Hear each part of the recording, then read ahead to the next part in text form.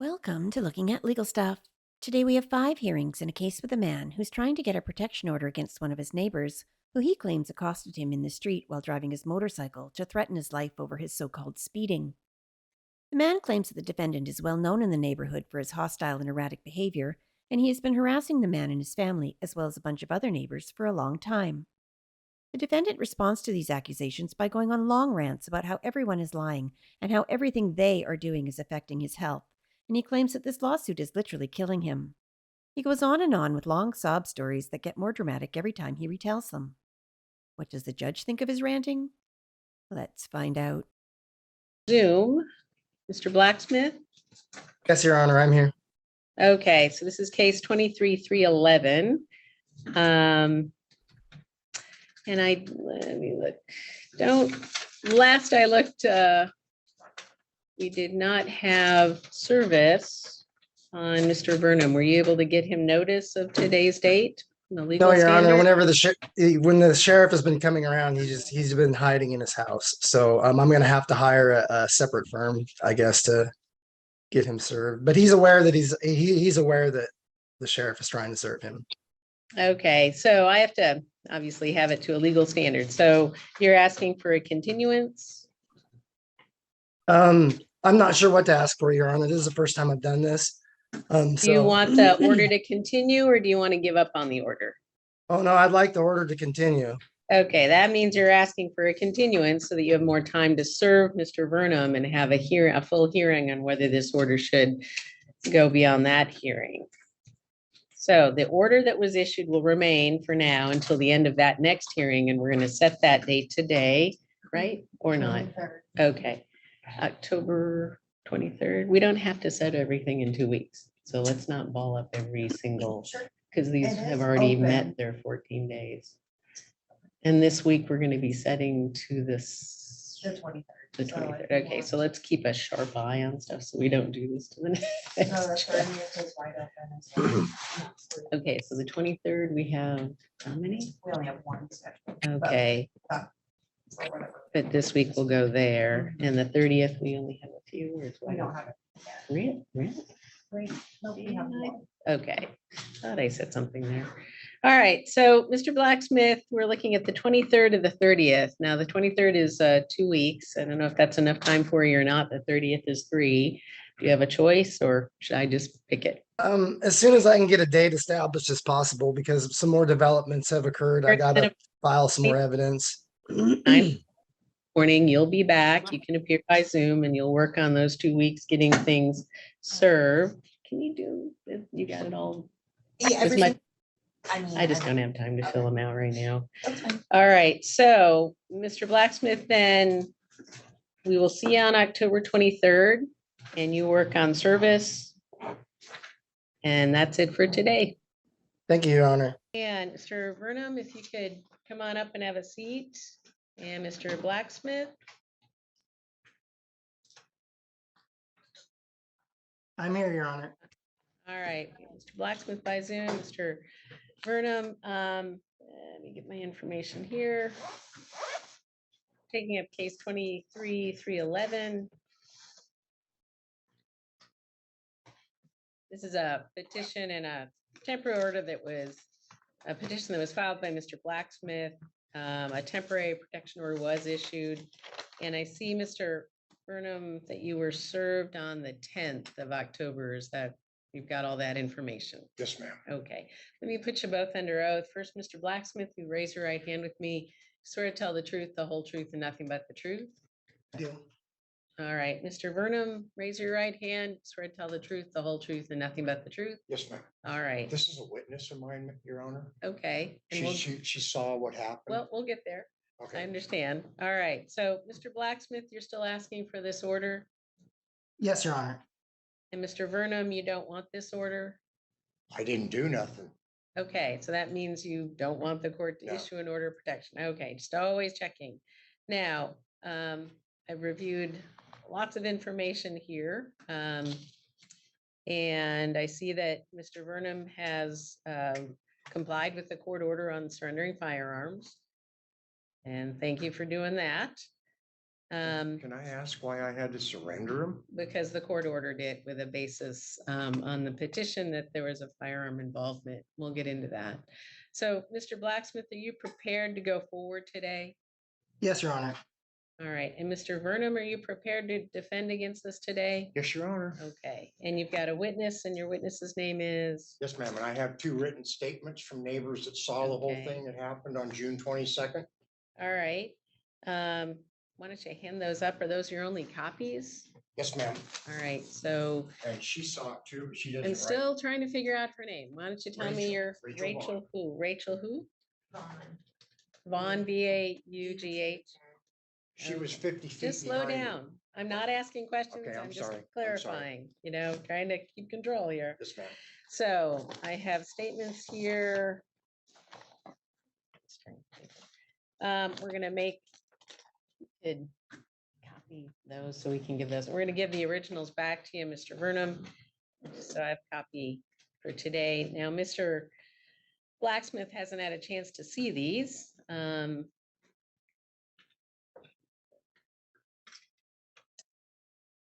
And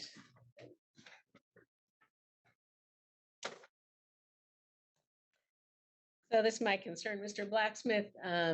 You haven't been able to see, and it's fair that things happen fast in these cases. So often we get things filed, the day before, the day of, and it's nobody's fault. Because we have to set these quickly. But so now, Mr. Blacksmith doesn't have benefit of these witness statements to consider or to follow up if he thinks he needs to. So I'm wondering, Mr. Blacksmith, what I'm considering is setting this over so that you can review that and then everybody is fully informed. And if there's some response to that, then you would have an opportunity to do that. Any comment on that, Mr. Blacksmith? I think that's a good idea, Your Honor. I'd like to review the evidence that Mr. Vernum is presenting. And Mr. Vernum, again, nobody's fault that you filed these today. Nobody's fault that you filed these today. Things happen quickly, but the request is, and I'm thinking that it's best to continue this matter, set a court date here today with you and Mr. Blacksmith. Gives Mr. Blacksmith an opportunity to review what you filed and see if there's any follow-up for him to do in response. Can we do this today, Your Honor? My health is in jeopardy right now. What's up? I have IBS, irritable bowel syndrome, Mhm. and what's been going on Very is stressful. I'm bleeding inside, ma'am. So you need to And go if to my the doctor doctor. knew what was going on, I would be in the hospital right now. I'm dehydrating. I'm sorry for the water, but I'm dehydrating. Well, that's all the more reason to not have a hearing right now and get you to your doctor. I won't see a doctor until this is settled. Okay, well, if you think you need 'Cause I medical did nothing. attention right I know now, you don't, do you think you need medical attention now? ma'am, I was in the hospital in January 9th, 11th, 13th, and the 22nd for dehydration. They Okay. pumped 20 deals of So that. do you need attention now? No. All right, so help me understand what's going on today. What do you mean, Your Honor? Well, you started out with the idea that you needed some medical attention. No, I didn't need, I I don't, misunderstood. I just need to get this settled. Because it's stressful. Yes, ma'am. I've had several other I've lost both. I can't say what's going on. Yeah, you don't have to give me your medical history. That's for you to keep close, But but I so, was hoping this could be settled today yeah. because I'm 66 years old, almost 67. I have a broken hand. I have a bad shoulder and my stomach, and the pain is excruciating. I haven't been able to eat or sleep for 2 weeks since this thing was served on me. Okay. And this young lady who lived in the house right behind us, and she saw everything that happened. And those 2 statements are from 2 other ladies that were 100 feet away and saw what he did to me that day.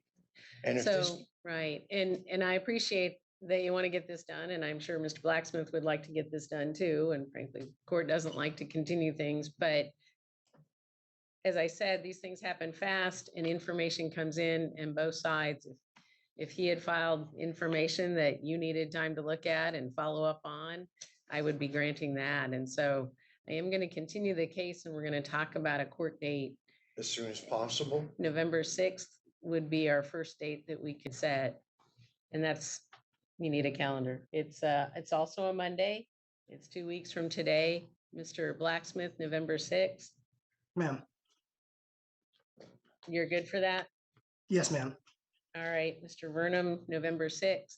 Yes, ma'am. Okay, we'll do November 6th. Nobody has to serve each other notice of Do I anything. have to bring Rachel back with me? You could bring her, you could have her sign a statement under penalty of perjury. You could do whatever you think is appropriate. You can also appear by Zoom if you're more comfortable at home. No, I don't have a computer. I don't use that stuff. But maybe there's someone who can assist you No, with I would that. rather be in person. Okay, that's up to you. And we're happy to have you, but again, that's an option if you're more comfortable there. So we're gonna hand you notice of that next court date, November 6th. And then everyone will reconvene and Mr. Blacksmith, you'll have a chance to look at what's been filed. That will be in the court file later today.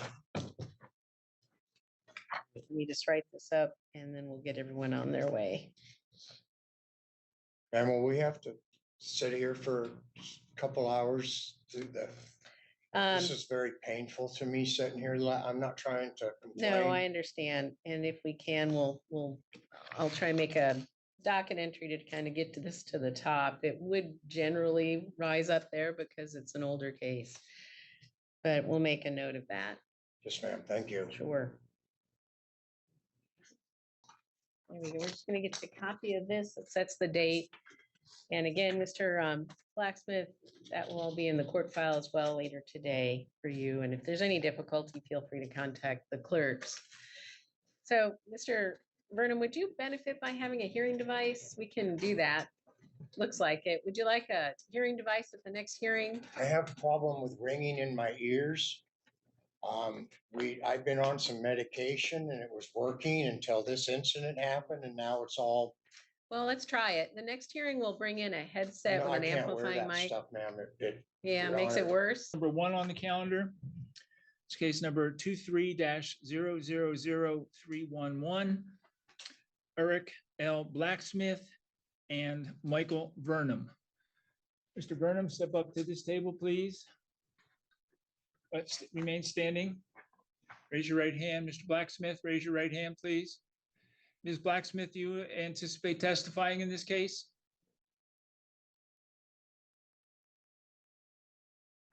Are you talking to me, Tabitha Blacksmith? Yes. Oh, yeah, I can. All right. All right. Do each of you swear to tell the truth, nothing but the truth in this matter? Yes, sir. I All right. swear. I swear. And You Your may be Honor, my seated, Mr. son, Vernum.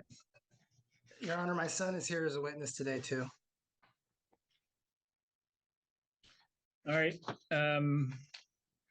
We'll swear him if he's going to testify when he testifies. All right, Mr.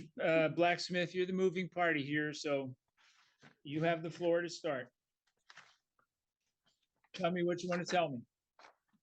Well, Your Honor, as stated in my statement, on the 21st of July, 2023, I was riding my motorcycle home, traveling southbound on Spruce Street Southeast to pick up a prescription to turn in the pharmacy when I first encountered Michael Vernum. As I approached the stop sign at the intersection of Spruce and 9th Avenue, I saw Mr. Vernum was standing in the road in the middle of my my lane right of way, waving his arms and yelling in my direction. When I began stopping at the sign, Mr. Vernum violently lunged at me and swung his right arm at me, attempting me to dislodge me from my vehicle while hysterically screaming at me that he was going to kick my ass. I hollered at him to stay away from me, and I quickly throttled my gas and left the area, continuing on my way home. As I left the area, I could hear him screaming at me until I turned left on Gregory Way to return home. When I returned home, I gathered my prescription and headed back out on my motorcycle to turn it into the pharmacy. As I drove by Mr. Vernum's house, he ambushed me again on the road, running out directly in front of my motorcycle, ran up to me as I stopped, and grabbed at me and tried to pull me off my motorcycle while yelling, "You motherfucker, I will kill you." I was able to disengage with Mr. Vernum and get off my motorcycle and take a number of steps back. All the while, Mr. Vernum continued to threaten my life and yell expletives as he continued to walk quickly towards me as I was backing up. Mr. Vernum then took a swing with his fist at my face but missed. Mr. Vernon then called me a little bitch and that he was going to F me up bad. At this point, I informed Mr. Vernon that I was armed and would defend myself. I also told Mr. Vernon to back the F off and get out of my way. At this point, I was in fear for my life. Mr. Vernon had already demonstrated the capacity and willingness to seriously hurt or kill me, first by trying to knock me off my bike the first encounter along with a verbal threat, and then at that very moment by informing me he was going to kill me, along with Mr. Vernon's continued physical aggression. I was also concerned that Mr. Vernon was armed, as he has threatened other residents of the neighborhood in the past with violence and death. At the point of me telling Mr. Vernon I would defend myself, he said, "Go ahead, punk, shoot me. I don't give a F, you communist bitch.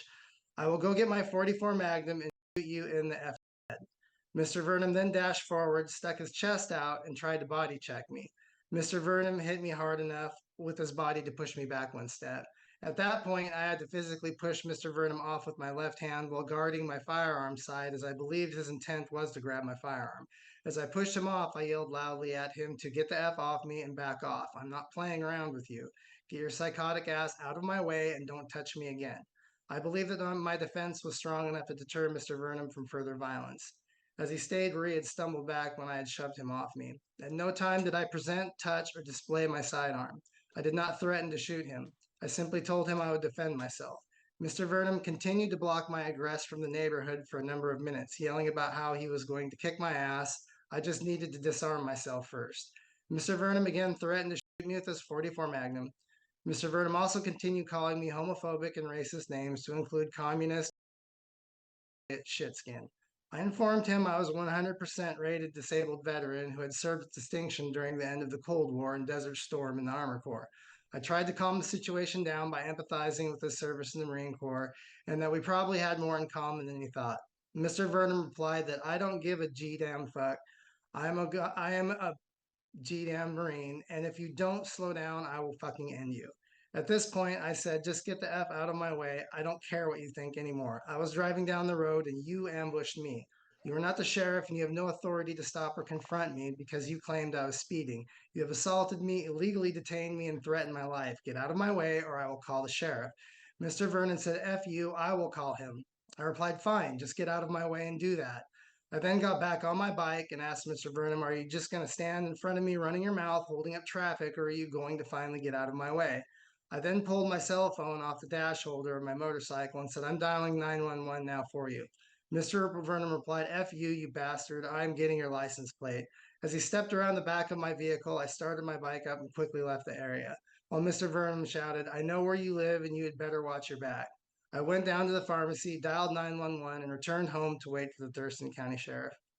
After a short time, a Thurston County Sheriff deputy arrived and I explained the situation as best I could.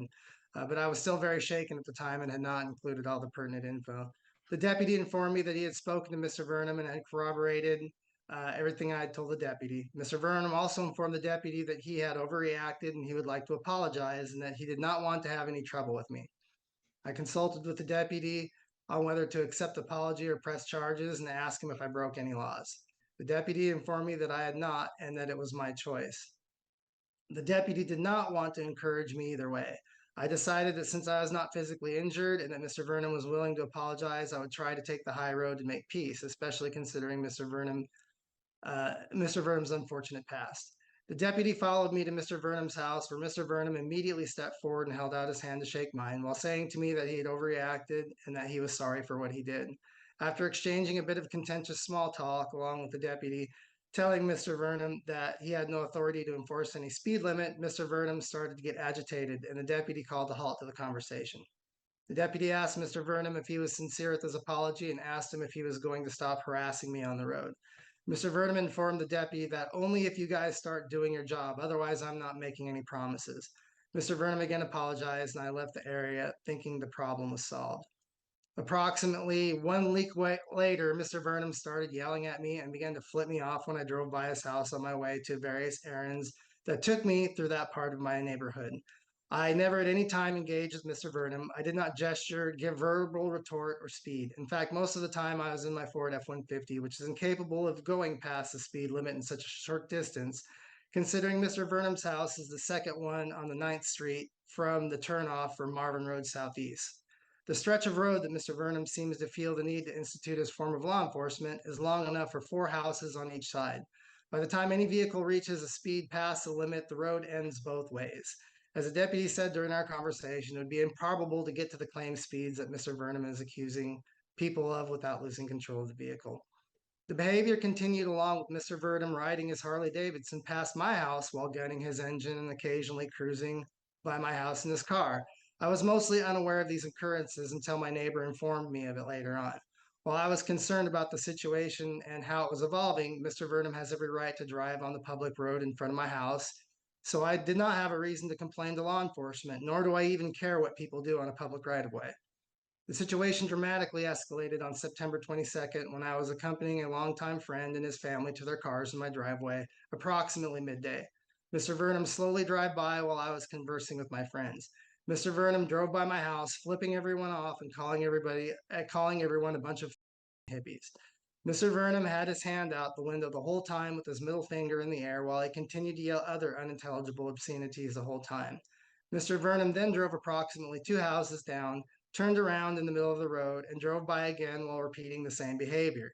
Mr. Vernon stopped for a brief moment and yelled directly at me, "You're a goddamn traitor to this country. Fuck you, you bastard. You're a traitor, a motherfucking traitor. I'm gonna make sure I end your shit. You just wait, motherfucker." I yelled back at Mr. Vernon to go F himself and to stop harassing people. I also told Mr. Vernon his beef was with me and to leave other people out of his temper tantrums and to quit instigating shit with everyone he does not like, which is everyone. After a continued slow roll laced with more swearing and threatening behavior, Mr. Vernon finally drove off and left the area. My guest quickly departed. My guest seemed somewhat shaken. And I can back that evidence up with a statement from that one of the witnesses that was there that saw it left with the exhibits.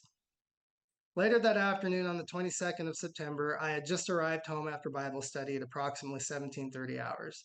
Mr. Vernon drove by while I was talking to my girlfriend and son, who was coming out to meet us in my driveway. We were discussing the ongoing move I was helping my girlfriend with. At this time, Mr. Vernon drove to the end of my driveway, blocking all the vehicles, and stopped. Mr. Vernon glared at me for a moment until I asked him why he was acting like such a toddler and why he felt the need to keep stalking me. I told Mr. Vernon he had no right to block my driveway, and at this point, he was not just harassing me, but the whole neighborhood. Mr. Vernon told me to go F myself and that he was tired of all my friends speeding by his house. Mr. Vernon said that he was going to take our license plate down and have us all arrested. At this point, my girlfriend asked Mr. Vernon politely to leave or she would call 911. I told Mr. Vernon to get the F away from me and my family, and I had enough of his bullshit. I told Mr. Vernon to stop acting like a vengeful child and to mind his own business and that he had no right to enforce any of his law or will on me or anyone else. Mr. Vernon continued to swear and yell profanities at me, threatening me with legal action or arrest. I asked Mr. Vernon if he was going to get out and assault us while he was at it, like he had done in the past encounter. I was sincere about my query as Mr. Vernon looked as though he was ready to get out of his vehicle and attack me. Mr. Vernon's face was contorted in a fierce snarl of rage. When he yelled at me, he was leaning out of his window. This is when my girlfriend dialed 911 and started talking to the dispatcher. Mr. Vernon grew very angry, called me some vulgar names, and hit his gas and sped down the road. Mr. Vernon then tried to initiate a U-turn, but failed due to his speed and drove into the neighbor's yard across the street, where his vehicle lurched, I believe it is manual transmission, and then shot back across the road, landing his car into my next door neighbor's yard, where he proceeded to drive on the 15-foot setback, narrowly missing my utility post, heading his vehicle straight at me. At that point, I was worried about my family, and I stepped towards his vehicle while remaining on my property. He then swerved back onto the road roughly 15 feet from me as my girlfriend grabbed the back of my belt and pulled me back while telling me not to engage with him and to de-escalate. At this time, I was focused on protecting my family and was trying to keep myself between Mr. Vernon and my family. Mr. Vernon stalled his car again while flailing and screaming about in the driver's seat. The windshield wipers were on, which had engaged themselves while Mr. Vernon tried to regain control of his car. When he finally stopped, again blocking my driveway, he looked very confused. Mr. Vernon's mouth was agape, like he was unable to comprehend what he had just tried to do to me and my family. At this point, I believe Mr. Vernon was intoxicated, and a neighbor later confirmed my suspicion when she informed me that she had seen him drinking a beer outside his house as she passed by on her way home shortly before the incident. I asked Mr. Vernon, what is your problem, dude? Turn off your windshield wipers and get it together before you really hurt someone. Leave now. Mr. Vernon's face then turned even redder than it was before, and he started yelling and swearing again, accusing us of fucking with him every day. I informed him I only drive about once per week and rarely drive by his house. Mr. Vernon started his car back up and told me he didn't give a F and he was going to file a restraining order on all of us. He then said, I got something for you, you effing traitor. He acted like he was reaching for a weapon, then pointed a pen at me while miming it as a gun while he continued to curse at me. Mr. Vernon then started writing my girlfriend's license plate on a piece of paper before I exchanged a few more nasty words with Mr. Vernon, at which point he grew even more angry. My girlfriend informed Mr. Vernon that the sheriff was on the way and to please leave. Mr. Vernon continued his verbal tirade as he drove off. As he was driving, he swerved back and forth across both lanes of the road, almost hitting my neighbor's park boat on the side of my neighbor's yard. I cannot summarize the amount of terror Mr. Vernon has caused myself and those around me. He is well known to our neighborhood as a violent extremist who will start a fight with anyone he believes is not politically aligned to his ideology or ego. The fact that he prominently flies a flag in his garage that says kill them all, along with various far-right flags and signs with political statements displayed prominently around his home, indicates his violent and territorial nature. And I do have evidence and pictures of the signage on his home. Mr. Vernon's physical actions towards me and his history with others lead me to believe that Mr. Vernon is more than willing to continue to threaten and harass me, my family, guests, and my neighbors. I am worried that Mr. Vernon's continuing violent behavior might escalate with him using a firearm or other weapon, like his car during our last encounter, against myself or someone else. Mr. Vernon has stated on more than one occasion his clear desire to end my life. It is also my belief that Mr. Vernon needs a psychiatric evaluation for his own safety. While I was baffled as to why Mr. Vernon chose to assault me, I was not surprised as I have witnessed Mr. Vernon behaving similarly to other residents of the neighborhood for various imaginary offenses. These offenses usually consisted of Mr. Vernon believing that people were speeding in front of his home or playing loud music as they drove by. Often these outbursts from Mr. Vernon, he would apologize and try to smooth things over with the person that he had previously harassed, threatened, or intimidated. It is well known that while Mr. Vernon will call the police the smallest perceived offense, and after Mr. Vernon initiates hostile contact with others and has had the police called on him, he will usually try and sweet talk his way out of any charges by way of apology. I have personally witnessed this myself with my previous neighbors that lived across the street from me. Usually after a week, Mr. Vernon would return to his previous behavior of flipping off anyone he does not like who drives by on the public road, 9th Street, in front of his house. To be clear, I have never once initiated contact with Mr. Vernon on my own. He has sought out every contact or every encounter and tried to instigate a fight through physical assault or verbal abuse upon every contact. While I've tried to de-escalate the situation of the initial encounter through forgiveness, it is obvious Mr. Vernon continues to harbor a grudge against me and is willing to act unlawfully in a process of soothing his own anger. I have statement from my neighbor across the street who witnessed a couple of the last two encounters through her Ring camera. And it says, to whom it may concern, I am writing this letter for my friend and neighbor, Eric Blacksmith. Eric is someone you can trust and count on. My husband and I trust Eric so much he has a key to our house and he helps us out with our animals when we are at work. Both my husband and I would trust Eric with our lives. I'm writing about Michael Vernon, who lives at 8303 9th Avenue, Southeast Olympia, Washington 98513. Since moving in the neighborhood in 2022, Michael has been a very rude person. Michael has caused a lot of issues in the neighborhood, and the issues just seem to get worse every day. Finally, September 22nd, I was at work. It was around 1:20 p.m., and my camera kept going off, so I looked, and it was Michael driving up and down the road. As he is driving by, he is yelling.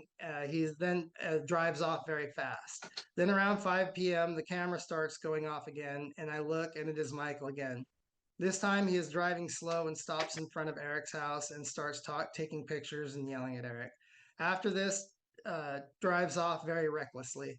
Michael seems like he really enjoys harassing people. Before this incident, he has been driving very fast and slow down our road for about a month. He seems to be seeking for trouble. One day I was mowing my grass and he comes flying down the road, does a U-turn and stops in front of my house and tells me I better make sure there's no grass in the road. I told him to leave me alone. He then yelled at me and drove off. There's no telling what is going to happen anytime you drive down his road just to get home. No matter who you are, he will yell, flip you off, or just try and run out in front of you of your car. He acts like he owns this neighborhood. Seeing how Michael has been harassing Eric and his family, I fear for them. To be honest, I fear for anyone that happens to drive by his house, and he happens to be in one of his moods. And that is from Caitlin Self. 9 Washington. The next statement is from my son. And he says, and it's a forward message from his email, because that's the I just put all the statements in as I received them. I didn't alter them, retype them or check them for spelling errors. He says, I've lived in this area with my family for 20 plus years and haven't had a problem with anyone until Mike. All through my middle school and high school years, he would yell at obscenities at myself and my friends when we would walk to school. He wasn't an everyday occurrence, but when it happened, it was very distressing. There was a point in time where I think he threw something at myself, but I can't recall what it was. I was more concerned with getting away from him. Recently, however, as I go to work with my coworker, Adolfo, who comes to pick me up and we carpool, he would run out in the middle of the street and just flip us off as we were going to drive by and calling us, threatening to shoot us. Just recently, he started looping around my dad's house, flipping him off and calling him a traitor in front of our family friends. A couple of hours later, my father and his girlfriend were outside, and right as I was making my way out to talk to his girlfriend and him, Mike came by and started losing it, provoking my father and yelling at everyone. I noticed that he tried to run my father over right as I was coming down the driveway, and his girlfriend started pulling my father back and said she was going to call the cops. Mike went on to call my father again, and it looked like he was reaching for something. My father yelled at him he's not welcome here and to go away. Mike stalled his car and its wipers and blinkers came on as he got it started, flipped my father, and started speeding off. Let's see here. This is a letter. This is a document shared by Tina Gwynn, who's been harassed by him on a number of occasions. And it says, I, Tina M. Gwynn, was living at 917 Gregory Way, Southeast Olympia, Washington, 98513. They're previous tenants to Caitlin Self. With my husband, Philip Gwynn, and our 4 children, we moved there June of 2008. It was a wonderful place to raise our family. Shortly after we lived there for a few months, a man in the neighborhood that lived in the first few houses as you enter the neighborhood, he had ran out to the road as we drove past his house and flagged us down and asked us to slow down. And we said we weren't driving fast under the speed limit, and we apologized. Shortly after that, we passed his house, saw him outside, we waved, smiled at him, and he flipped us off. We were puzzled. On another day, he drove his Harley past our house and we waved and smiled. He then flipped us off again, and we were confused as to why. He was doing this. He then returned back a couple days later on his Harley to our house, and him and my husband had a conversation.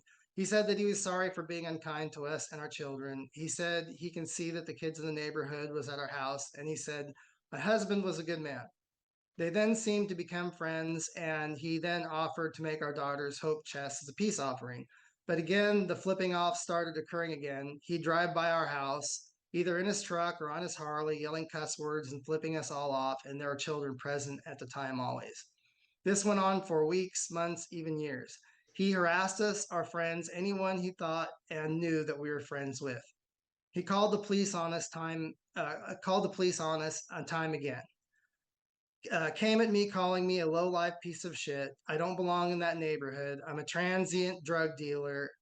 Then he came at me. I said, what have I ever done to you? We all used to be friends and looked out for each other.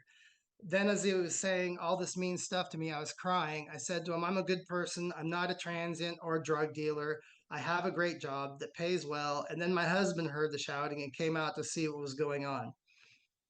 Then he came at my husband trying to fight him and even spit on my husband, telling him he better not hear him disrespect his wife like that again.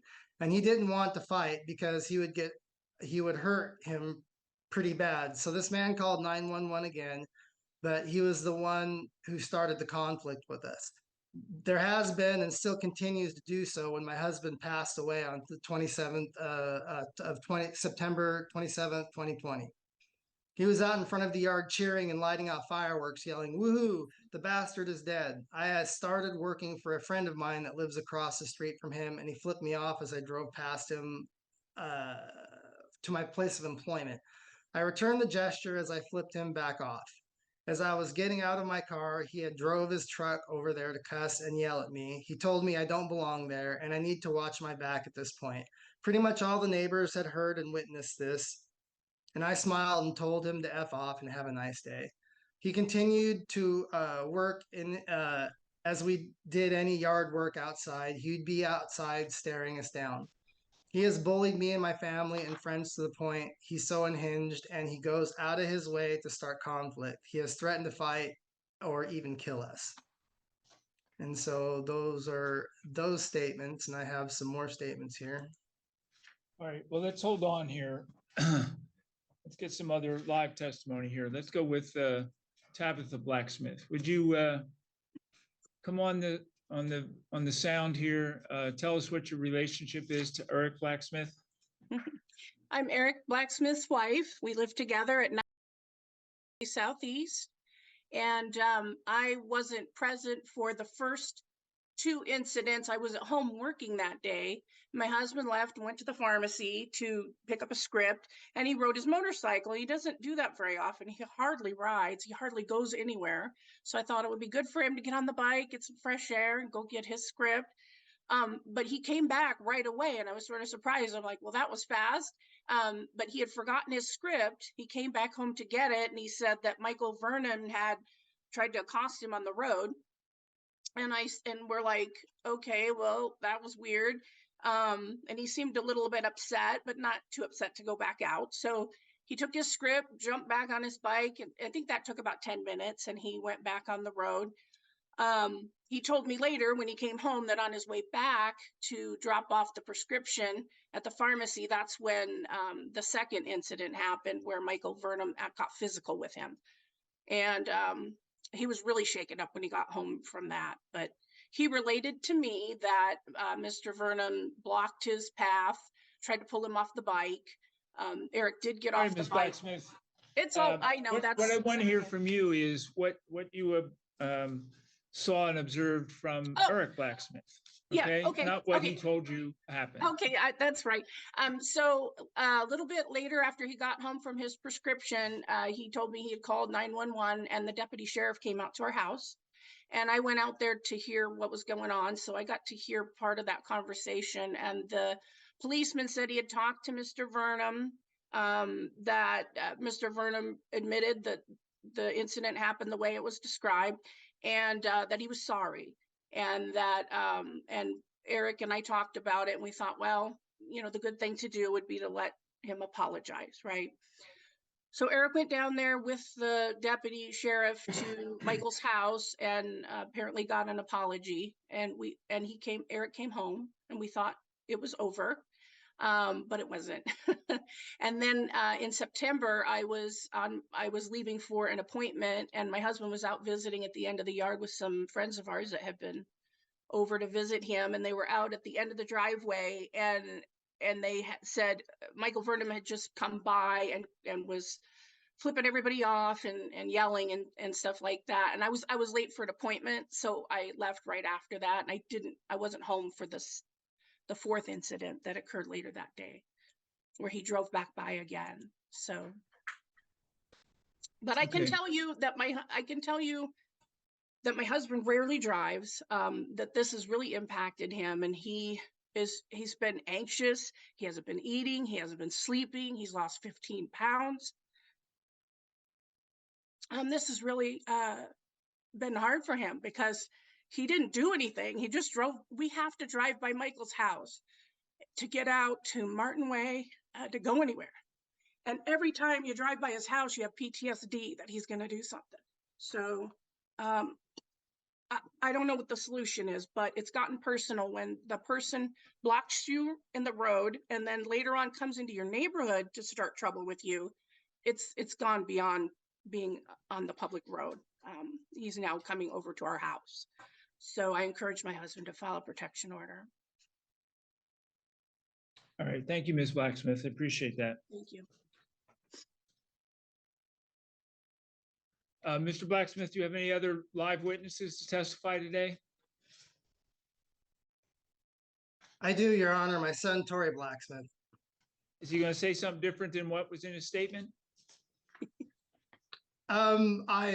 I doubt it, unless there's any questions that you have of him or anything like that. All right, well, let's hold off on him for the time being then, okay? So Mr. Blacksmith, just hang loose here for a bit.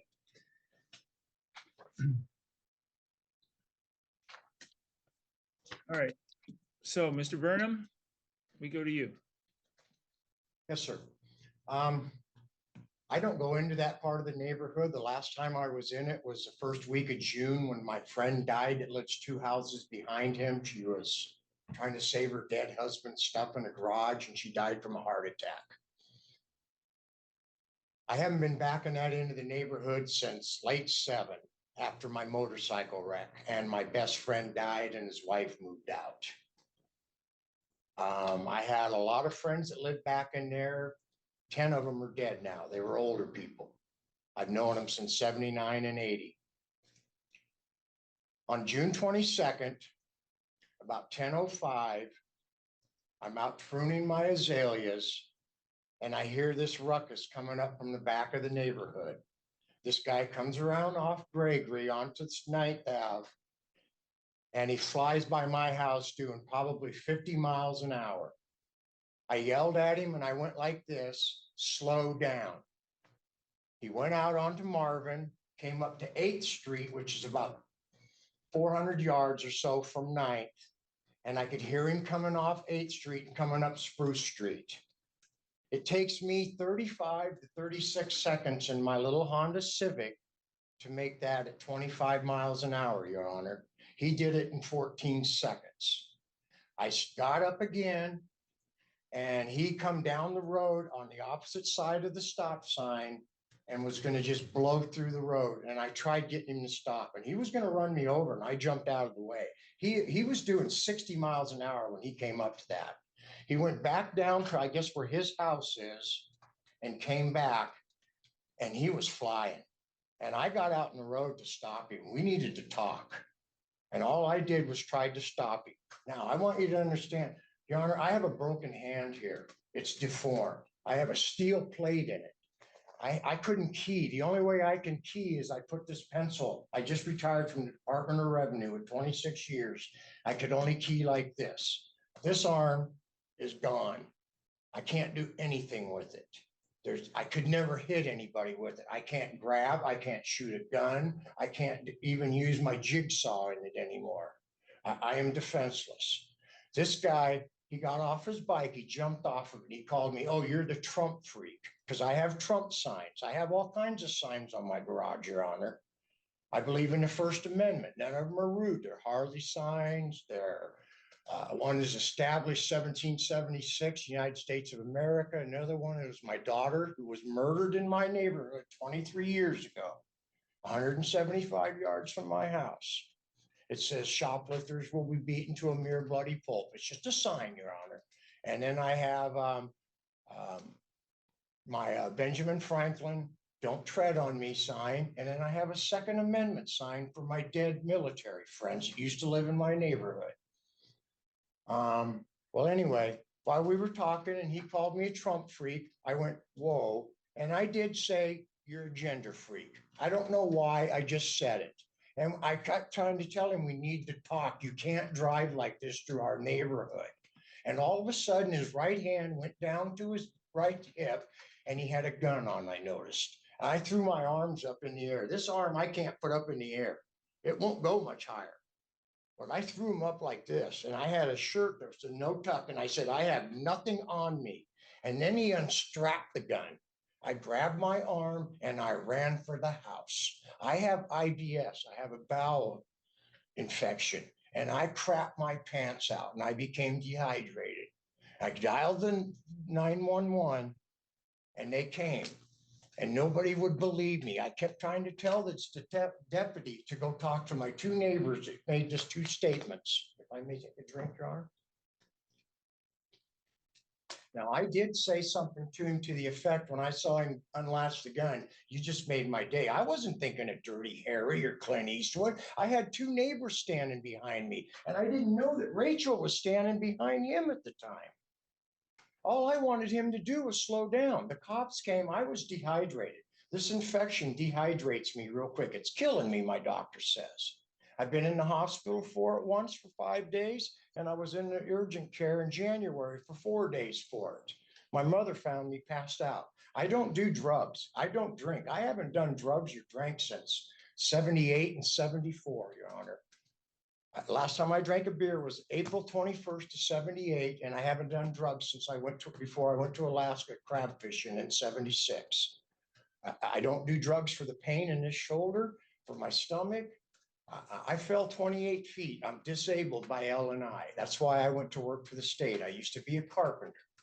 I'm still a carpenter, but I can't do these kind of things anymore. And to make you understand that I'm not a violent person, in 1990, my wife got tied up with a creep out of California. He talked her into kicking me out for my children. I fought. I was thrown in jail twice. The courtroom over there on January 8th gave me custody of my children. My children were kidnapped, Your Honor, and that's when I started having these stomach problems. And then my daughter, 10 years later, Your Honor, was murdered, stabbed 19 times in my neighborhood. I live next to the father. We don't talk to each other, but we don't argue. We don't, I'm not a violent person, Your Honor. I try to get people to slow down and from speeding. The lady he's talking about from 8, I went like this to her. She had a carload of kids, Your Honor, and was doing 50 miles an hour, and she's never sped since. The lady with the hope, I don't even know who this person is. I've never met him. The lady with the kids, if her kids were the ones that were throwing rocks from my neighbor's yard out into the street, yeah, I yelled at them because a car could run over and those rocks could be flipped out and hit somebody or hit a house or whatever. We've had a lot of problems in my end of the neighborhood with children. With my neighbor 2 years ago, his front door was kicked in. They have a cyclone fence around their house now for protection. We have a lot of problems. They say that they've been calling the cops on me. I don't even ride my bike, Your Honor. I can't grab it. I can't pull the clutch in. I can't do none of this stuff with my bike. I haven't touched it. I rode it around the block. I put it in first gear 1 or twice a year. I ride it around the neighborhood just to put a little mile, to move the oil. And then I'll ride it to the gas station to put gas in it, or otherwise it runs. I don't ride my bike. I can't. I just can't. I don't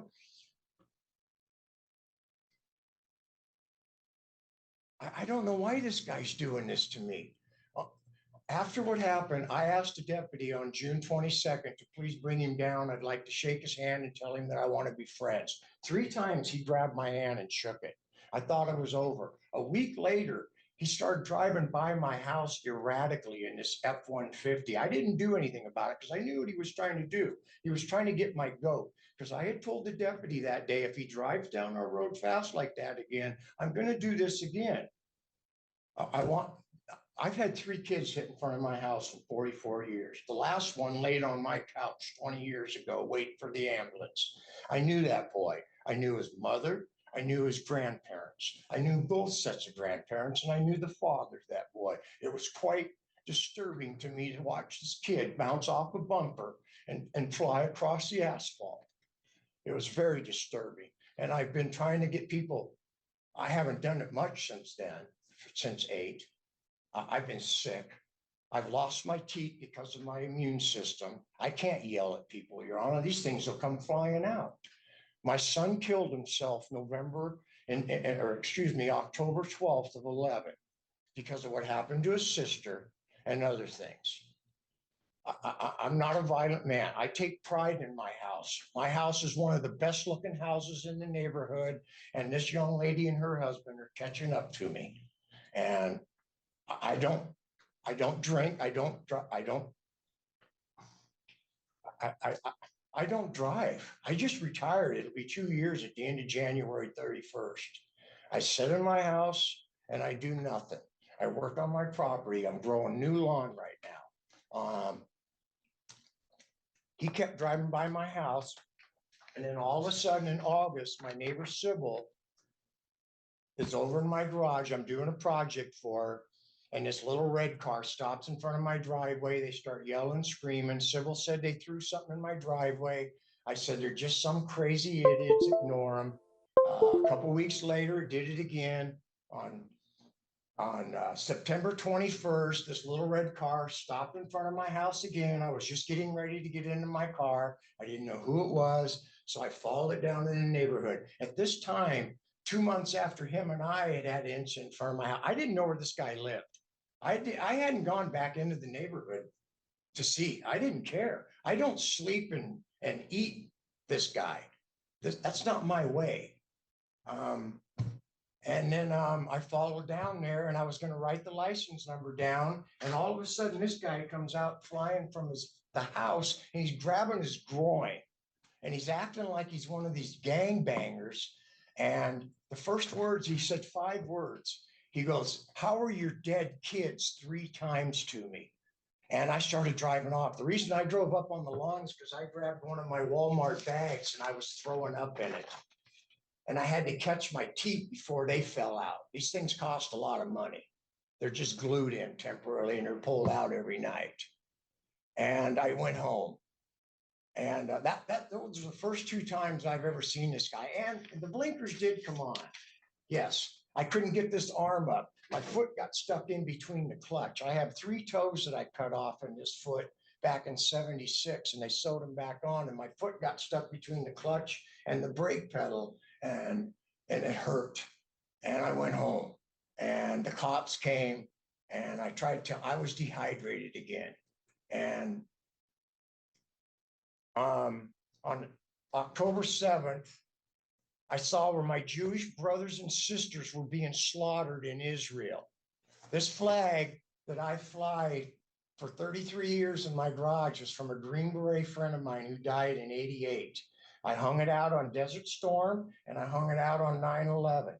When I saw what was going on in Israel, I had my Israel sign and I put it above my garage and I hung this flag. It says, "Kill them all, let God sort them out." Now, I feel I have a First Right Amendment to fly that flag. I wasn't thinking of this person. I had no idea I wasn't thinking about this man when I put this flag up. I was thinking of my dead friend, and he was Jewish. I learned from his great aunt who had numbers on her arm, and you know what those are. Those are from a concentration camp, and I learned about the Jews, and I respect the Jews. And so I put this flag up. And then on the 9th or the 8th, one of his neighbors drove by and saw this flag. And then if you notice, a lot of this stuff in here that his neighbors wrote up was wrote up on the 9th, Your Honor. And then I get this restraining order or whatever this thing is served on me on the 10th, and they come and take my guns. I can't shoot I don't have a Magnum, Your Honor. I have a 12-gauge shotgun, Mossberg, and I have a, what do they call it? A SIG, 40 cal. I can't shoot it. It's been sitting up underneath the table for a decade.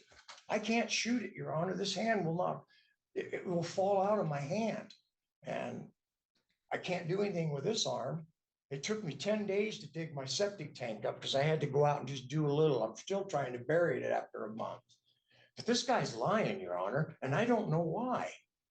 I don't know why he's lying. He was doing 60 miles an hour in a 25, Your Honor. I'm not a cop, and I know that, but I have a right as a resident of that neighborhood to not confront somebody, but to get him to slow down. Before this happened, we had a Mustang, and the kid was doing the same thing. I went down and talked with this kid. His name's Daniel. And we're friends now. That's all I wanted to be, was friends with this guy, but he's ruined it. I just want my First and Second Amendment back.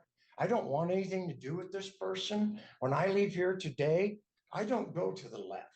I go to the right where my daughter's cross is periodically. This guy yelling, "How are your dead children?" That just shows he has no respect for the dead, Your Honor. I respect military, believe me. My family goes back into the 1600s in this country, Revolution, 1812, the Civil War, World War I, World War II, Vietnam. I mean, but as far as using a gun, I never threatened this man. I can't make a fist with this hand. I understand. I have a steel plate with screws to Okay. hold it. Enough. Let's hear from your witness. Come forward, Sue, on this seat. Here. Yeah, but raise your right hand first. You swear to tell the truth, the whole truth, and nothing but the truth? I do. All right, tell me your name. Rachel Vaughn. Vaughn. Mhm.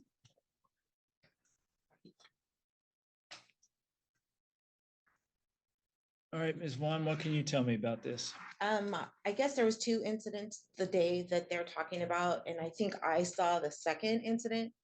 It looked like there was a person on a motorcycle. I believe it was a red 3-wheel motorcycle. I had seen him with Mike because I had the window open. I work from home and the window was open. I was in a meeting and I heard yelling. So obviously I looked out the window and I saw like some kind of confrontation happening.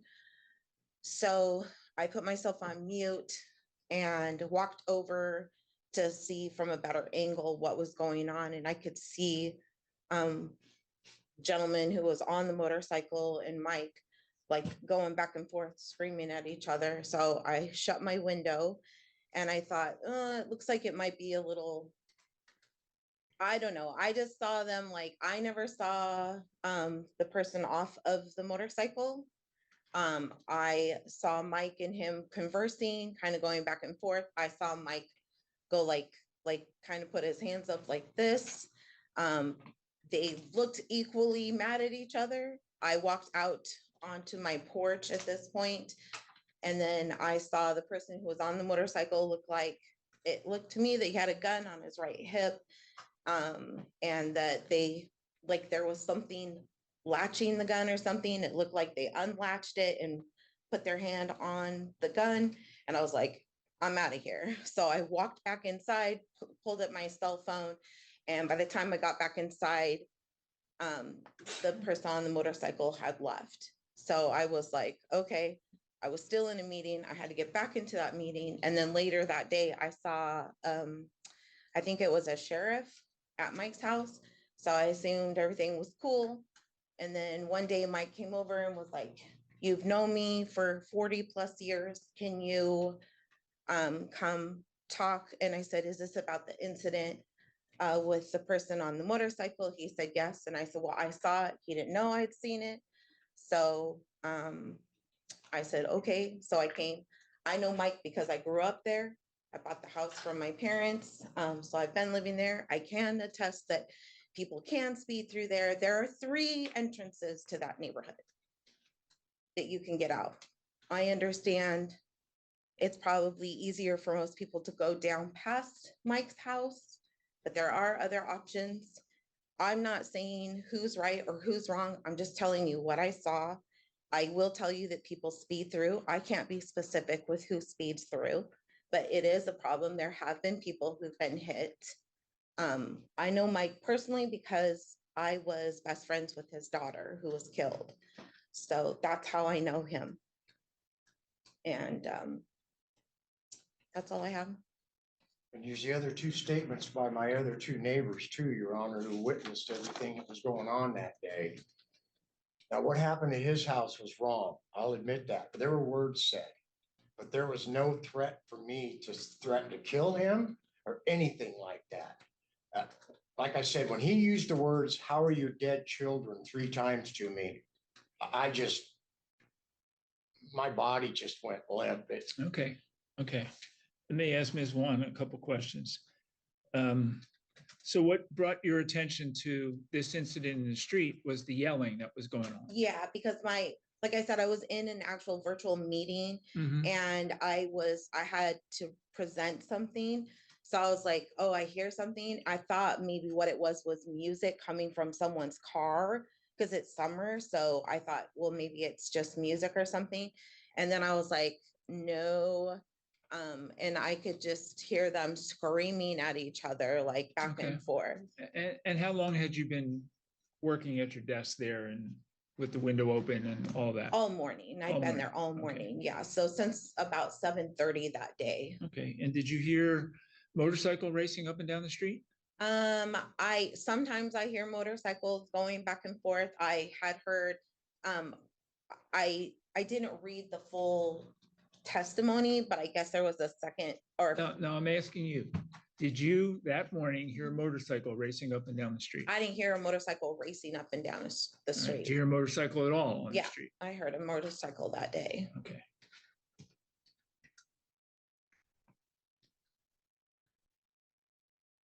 And when you came out of your house to see what was going on, how close or how far away from these two were you? To the back wall? Yeah, probably to the back wall to where you are. It's like at a kitty corner to me where they were. Okay.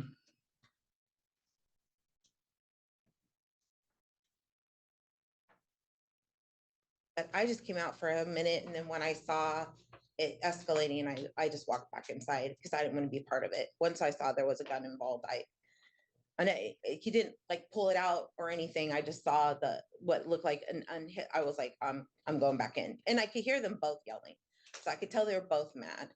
Did you hear what they were yelling? No, they were it just seemed like obscenities to me. I heard like curse words and stuff, but I couldn't tell you specifically what was being said. Those curse words were from him, Your Honor, not me.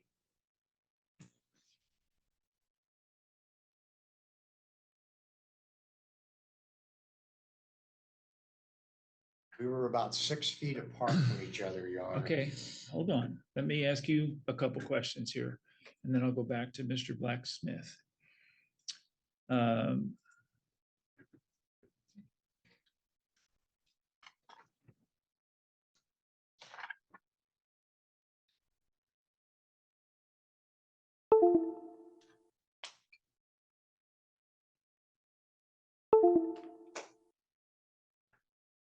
Now, on the street that you live, Mr. Burnham, heard some testimony that there's 4 houses on either side of the street that lead out to, is it Marvin Road? Yes, sir.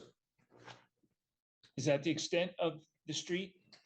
There's Pete, mine, and then Stan's house. And then across from Stan's house is Rachel's house, Dan's house, Sybil's, and then the other lady. I don't remember her name right now. So there are basically 7 houses there. And then I have a street in front of me called Spruce Street. My street comes off Marvin. It's about 350, 375 feet long.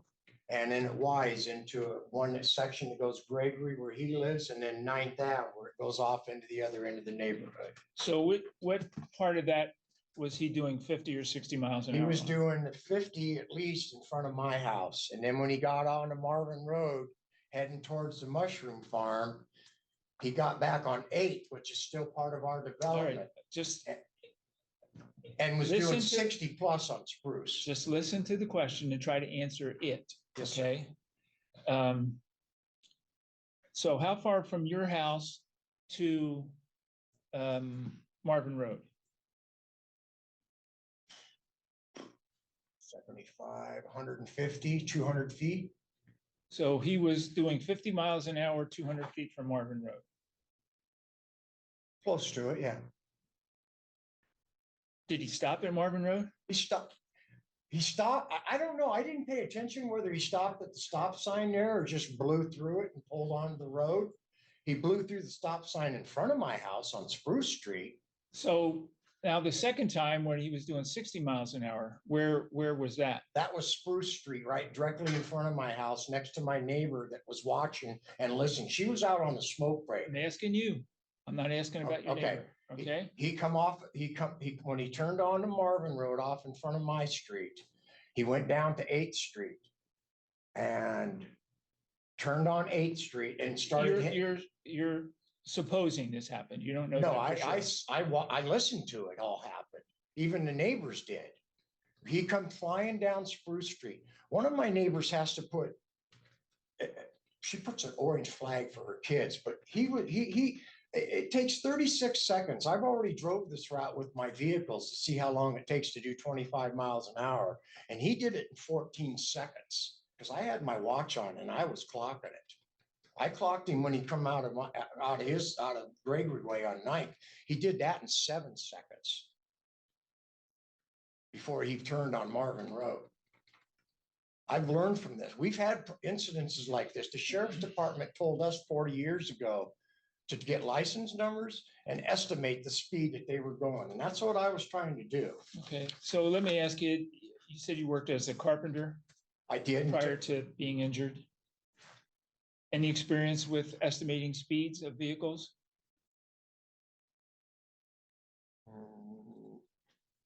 Well, at one time, the sheriff's department was going to give us or loan us one of those radar detectors. Right, now I'm asking you if you have any experience estimating. No, not speed. experience, Okay. just what I've noticed in my neighborhood in 44 years. Right, but I'm wondering how you can tell it was 50 versus 60 versus 30 versus Well, 25. I'm just going off math. Like I said, it takes me 17 seconds coming off Marvin to go to the Y, doing 25. He did it in 7. So that tells me he was And going so what, fast. yeah, I was gonna say, what speed would that indicate? I would estimate he was doing over No, 50 miles. You didn't do any math to say to travel this distance, 375 feet or 500 yards or whatever it is, in 7 seconds would mean you would have to be going how fast? You didn't do that. I figured, like I said, over 50 miles an hour. Okay, you figured, okay. All right, so let me ask you a few more questions here.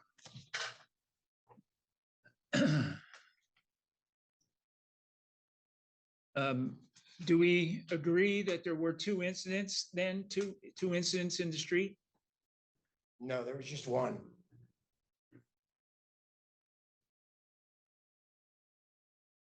When he come down Spruce Street, he ran the stop sign and I tried getting him to stop the first time. He blew right by me, went back to his house, and then he come flying back. And that's when I stood in the middle of the road. This is the first time I ever did something like this. So you stood in front of him when he was going 60 miles an hour? Yeah, because I was afraid he would kill one of our children. When he was coming down the road on Spruce, there were 4 of my neighbors that were walking and they wouldn't give statements because they're scared of him. One of them said, "I don't have time to do this." And I couldn't believe she wouldn't do that. She's known me for 40 years. And the other 3, they live down by him and they want nothing to do with him. But the deputy told them that they wouldn't give a statement. They didn't want to get involved. And I kept trying to tell the deputy, go talk to my 2 neighbors, the one here and the one where the boat is on Spruce Street. He never did. Friday morning on the 23rd, I called 911 because Sybil had said that the deputy didn't talk to her. And they said somebody would reply. About 5 minutes later, a sergeant from downstairs called me back. And I asked him about this. And he goes, "Well, there were 4 women that the deputy talked to, but they said they didn't want to get involved." And I said, "Did he talk to my neighbor across the street or another lady?" And he goes, "I don't have a report on that." He goes, "You can have them fill out a report. That's what you guys have up there." And that's what I meant by when I told him that you just made my day. I knew Sybil and Courtney were standing behind me. I didn't threaten this man, Your Honor. So you never said that you were going to get a weapon and shoot him? No, sir. No, I can't hold a weapon in this hand, Your Honor.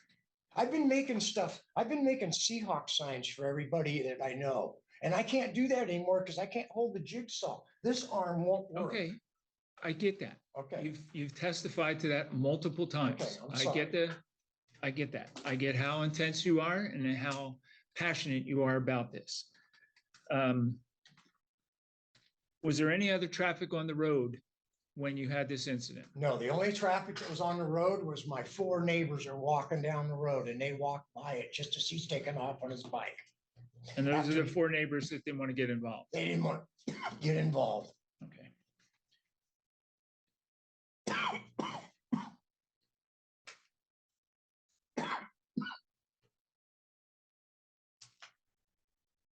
You never said to Mr. Blacksmith, "You better watch your back." No, no. He's perjuring himself, Your Honor. Everything he said was a lie. He made it all up. His wife is making it up, his son. His son was driving by my house taunting me, Your Honor, because I wouldn't bite him. That's who the little red car was his son and his girlfriend. When I pulled up in front of him, I wasn't blocking the driveway. Sure, in a way I All right, was. let's back up a second here. When you talked to the deputy at some point, the deputy that did arrive, you indicated to that deputy that you wanted to apologize, that you had overreacted and wanted to No, I never said apologize. that. I said I'd like to shake his hand and tell him that I'd like to be his friend. There's never been, what he said about his other neighbors calling 911 on me. Listen to the question Okay. and try to answer the question, okay? So you never told the deputy you wanted to apologize? No, You never told the deputy that you overreacted? nope. I didn't do anything wrong. And did you apologize to him at all when you shook hands with him? No, I just shook his hand and 3 times I held my hand out to shake it. 3 times, because that's what I confirm what a person is, whether he's going to tell the truth or be honest with it. And this man's not honorable. He's not honorable. I never thought anything about this man after the 22nd of June 22nd. And he doesn't even know the right date that this happened on. He says July. Did you have any contact with him before June 22nd? Nope, never even saw him before that day. Never saw him before. I'd heard things from my other friends about him down in that end of the neighborhood, but I didn't know who he was. I don't go down there. I have no reason to go down there.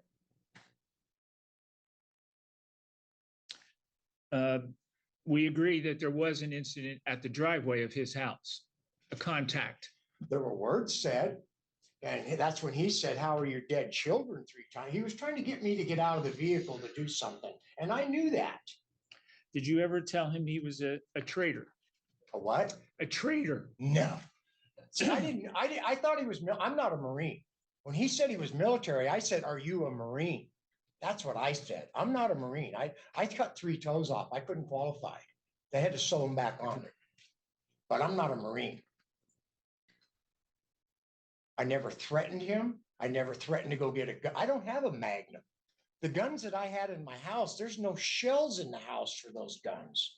I can't even take the cartridge or whatever you call it and put bullets in it, in the magazine. I never threatened him, Your Honor, on my dead children's graves. I swear to you, I never threatened this man.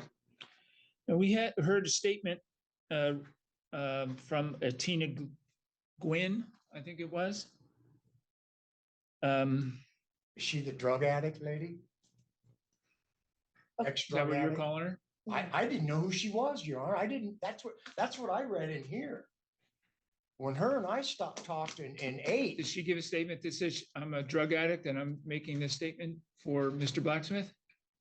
Somebody made a statement in here for June, or back in 8, that I stopped her, tried to get her to slow down, and I did. And she's never sped since. I've tried waving to her when she comes by, she won't wave, so I don't do it. This is the woman who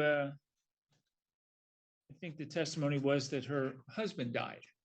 I know nothing about that. You know nothing about that. You didn't go down there and say, "Yay, the No. bastard's dead." No, Okay. Didn't tell her to watch her back. Your Honor, I respect the dead. No, I didn't tell anybody to watch their back. That's not my way, Your Honor.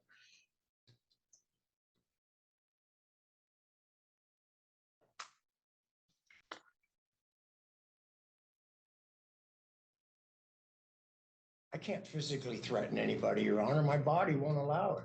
I have 3 collapsed discs. I have my body, when I got hit on my bike in September 25th to 6th, I broke an ankle, fractured this ankle, hit this shoulder, the clavicle goes in. I can't lift this arm up any higher than this. Okay. I get it. There's no way I could physically threaten this man. All right, back to you, Mr. Blacksmith. You have an opportunity to respond. Your Honor, if Mr. Vernon is so disabled, how is he out trimming his azaleas in his front yard? I've seen him working in his front yard on a number of occasions. While Mr. Vernon may be disabled, I won't dispute that fact. It's not incumbent upon me when he's threatening me to understand or know whether he has a firearm on him, whether he is disabled, any of that. I don't know any of this. All I just saw was somebody acting in a wild manner towards me, and I was frightened. I never did unstrap my firearm, Your Honor. I bladed myself. I've been to a number of firearms training courses. I take my concealed carry very, very seriously because I'm a 100% disabled veteran myself. My back is fractured in 2 places, which is one of the reasons I don't ride my motorcycle very often, and is why it's a 3-wheeled motorcycle with the little wheelchair on the back and everything. And I, you know, I had no, I've seen Mr. Vernon get angry with my neighbors across the street before. The lady in question, Tina Gwynn, she used to live across the street from me at 917, the same place as a previous lady, Caitlin Self, wrote the statement on. And I've seen him yell at her while she's been over at the Deshaw's house on the corner there. I've seen him actually yelling at her and Phil both. You can see that there's another statement there from her son, Sean Gwynn, um, uh, uh, basically saying the same thing about Mr. Vernon coming out and celebrating as his father was being taken out by the coroner after he'd passed away. The only person that's disrespecting the dead here is Mr. Vernon. Um, uh, Most of what he says is false and just trying to run around the fact of what he actually did. I've not tried to initiate contact with him. I have no personal bias against Mr. Vernon. The only reason I pointed out the signage on his house was to show that he is just towards his intent towards people. He's not a very kind human being. There's a reason why the ladies who were walking through the neighborhood probably didn't want to give a statement, because Mr. Vernon's had a number of run-ins, as you can see from the other testimony that I haven't even read yet. By the way, my son does not have a girlfriend. He recently got out of the Army. He's only lived with me for a couple of months. And he doesn't drive a red car. In fact, he doesn't drive at all. His vehicle is still in Texas at the moment. He rides to work in a white BMW and a gray BMW. Those are the 2 people who take him to work on every morning during the work week. But he's not even driven my vehicle since he's been here. Most of the time, I do try to avoid that section of the neighborhood now, because I just simply don't want to have any contact with Mr. Vernon. There's further statements, that I've got written in if you need me to read through them or anything. There's also a map that I took from Google Maps showing the area with there's also a red chevron above Mr. Vernon's house. His claims that I was speeding are absolutely ridiculous. You can't within 350 feet accelerate a vehicle to any kind of speed without crashing into a house at the end. And when you're going out onto Marvin Street, there's a roundabout right there at Pacific, probably about I would say 50 to 75 feet away from the turnoff or from the road that turns onto Marvin. You have to stop there. If you do not stop there, you will be struck by another vehicle, because those vehicles come off that roundabout. Not so much as quick as they're doing the speed limit, but there's a very short distance in time. So before they actually reach you, so you do have to stop every time. There were words exchanged between Mr. Vernon and I. Not all of them were pleasant. I simply defended myself verbally, met the level of attack that Mr. Vernon placed upon me, and that was it. I'm not a perfect human being, and the situation has, left me anxious, and I'm angry at Mr. Vernon's actions.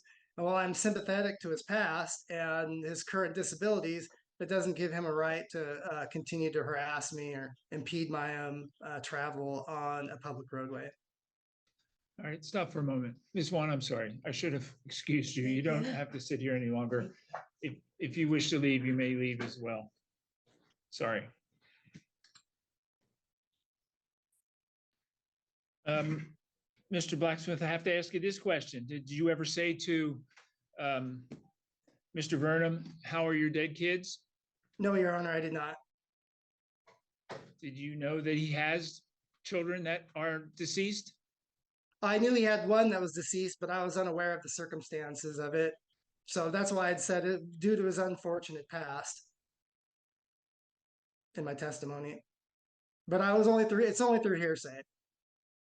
I was unaware that he had a son up until recently.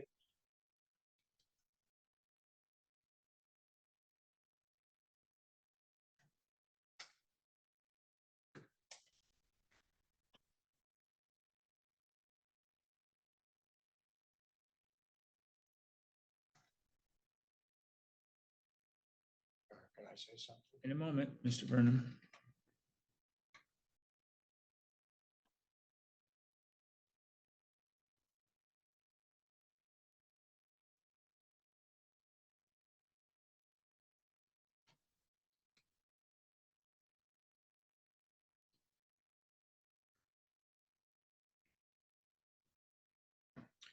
All right, Mr. Blacksmith, I don't have any further questions. You answered the questions I would have for your son about whether he has a red car and whether he's ever been by that property. All right, Mr. Burnham, go ahead. The boy wasn't driving the car that came by my house 3 times. There was a female driving it, if I remember right. I couldn't see quite exactly. But the boy wasn't driving, he was the passenger. But that car drove by my house 3 times. I'd just like this to end. And he keeps talking about my signs, Your Honor. On the First Amendment, it says here that I can. You know what? The signs are irrelevant as far as I'm concerned. Okay? You can have your signs. Nobody's going to take your signs away from you. So what else do you have to say about the rest of this? I just would like to go home today and not have to worry about this. You put a restraining order on me. Right now, I haven't ate but 4 meals in 28 days. I'm dying, okay? And all I want to do is just go home and live the life that I've been living. I'm not going to say anything to anybody ever again. They can speed all they want up down that road. I don't care. I'm too old for this. I'll be 67 in 3 months. I'm tired. I miss my children. This guy was speeding. That's all I got to say. And my neighbors on there 2 reports state that he was speeding. I mean, my bike in 100 feet, I can be doing 100 miles an hour if I want to.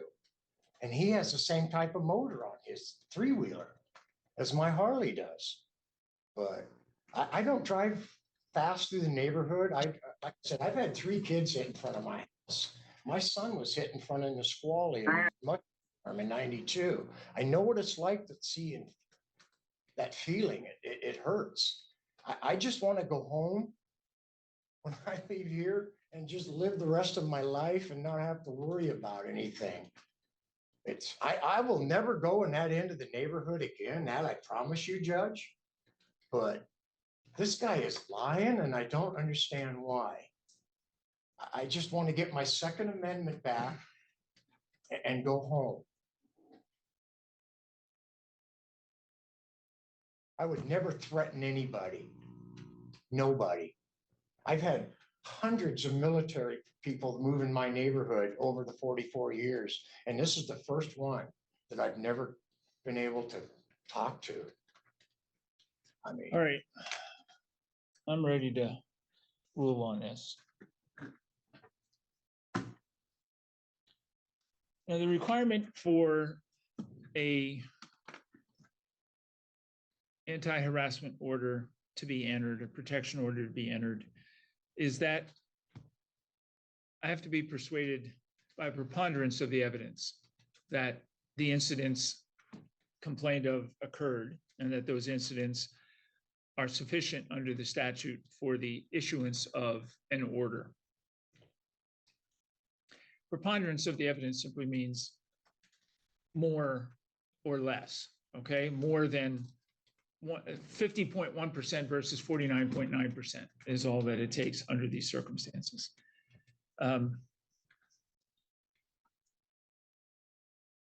What's been presented in the written documents and presented in the testimony today is a situation that both sides are accusing the other side of lying. Both sides are accusing the other side of making all this up.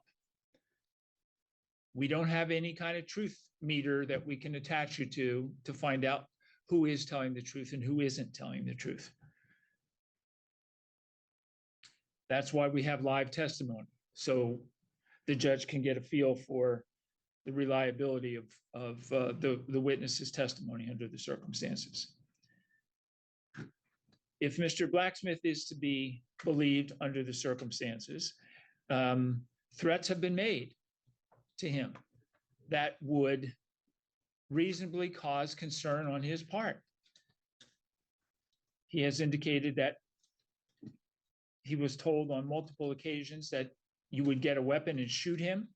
At least twice that was said, that you would end him, that he had better watch his back, that he was a traitor amongst other unflattering terms, and that you were going to end his shit.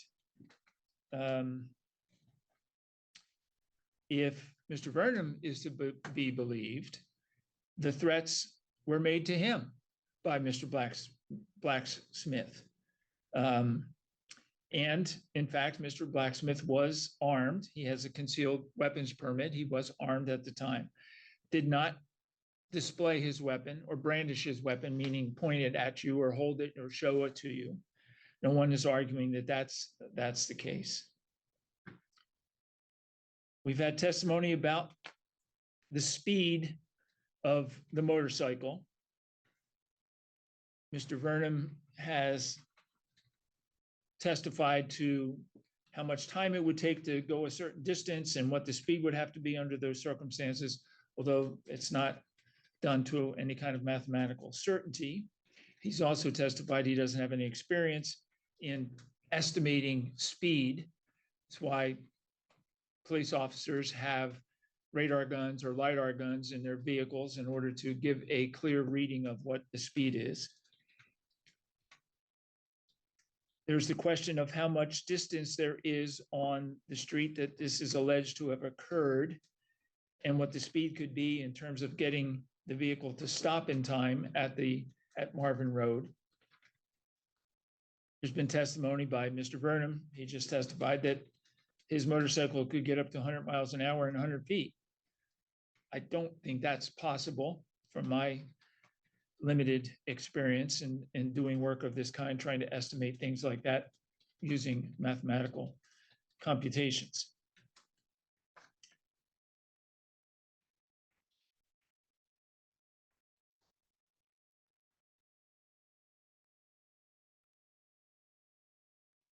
I understand from Mr. Burnham's testimony that speeding is an issue in the neighborhood, that the sheriff's department has told him to get license numbers and so forth. Sheriff's department also probably has told you that they can't issue a ticket based on your testimony, that they have to observe that. That's one of the rules of evidence in these kinds of situations.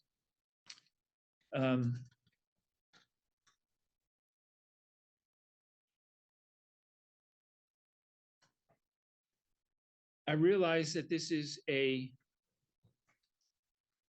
major bone of contention for both sides in this case. I mean, it's consumed a great deal of time here this morning for all the parties that are involved. You put people to writing statements on your behalf. Obviously, there's a lot involved, and that takes a lot of effort to go that far. And again, based on my experience as a lawyer and my limited experience as a judge, that trying to hold together made up stories for this length of time and with this level of complexity is difficult, if not impossible, to accomplish.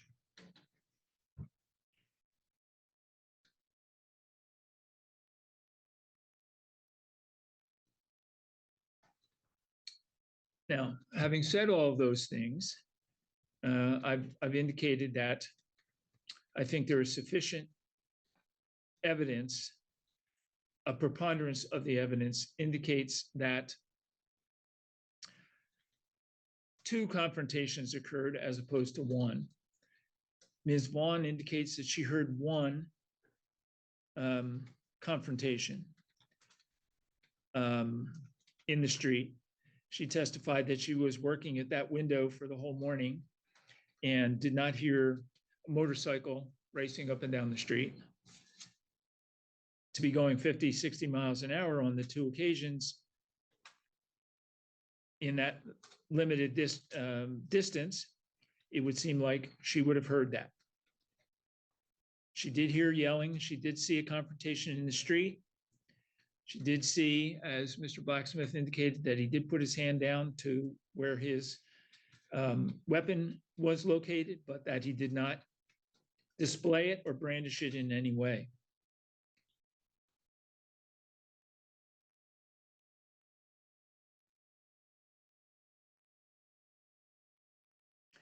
Again, I don't know why this has become such a big issue for everyone, other than the fact, Mr. Vernon, that you're concerned about people speeding on the street and that you felt under these circumstances that something needed to be done.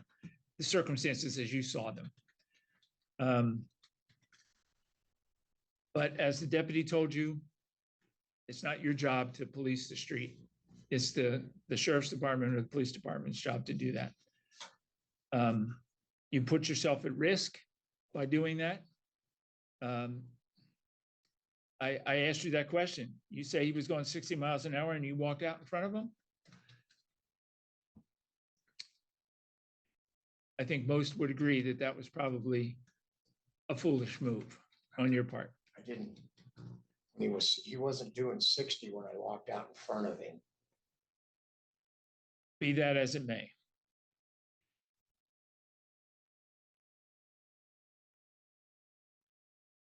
I am going to enter an order.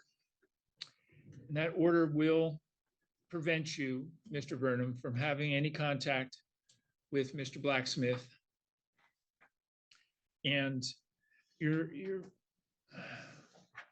not to go around his residence. How far away from your residence is his residence, Mr. Vernon? 300 yards. Maybe a little more. All right, so I'm going to make the restriction 500 feet. You can't go within 500 feet of his residence. You've indicated you have no reason to go down there. No, you haven't gone down there. There's no particular problem with that. You're not to go around his workplace. And you're not to have any contact with him. What's more concerning is, the weapon issue. You do possess 3 weapons. You've indicated to me that you can't use them because of your physical disabilities.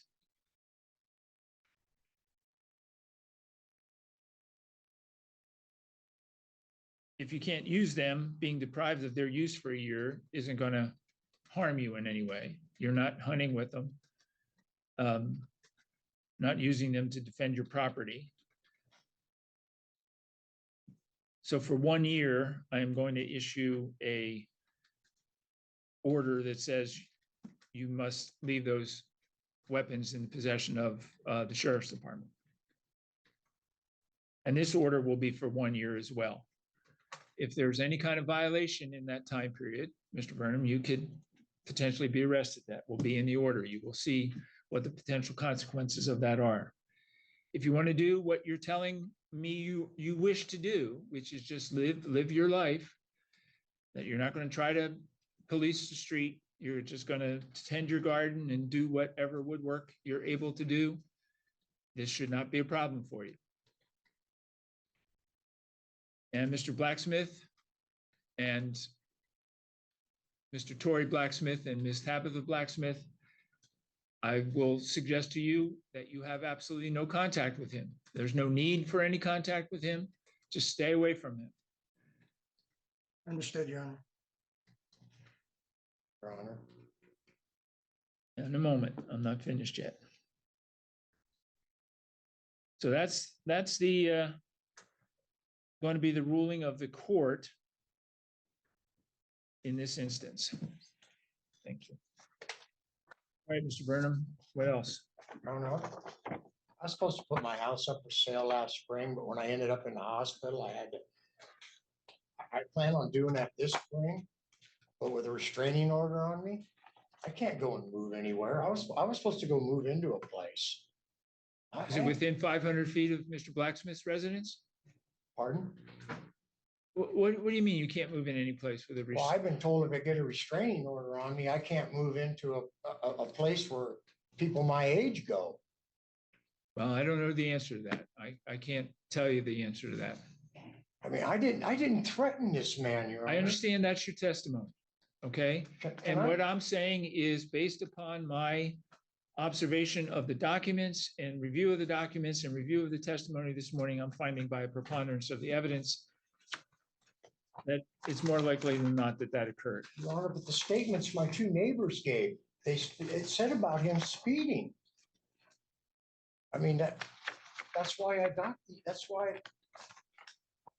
don't want no trouble with this man. But you Okay, then just stay away from him.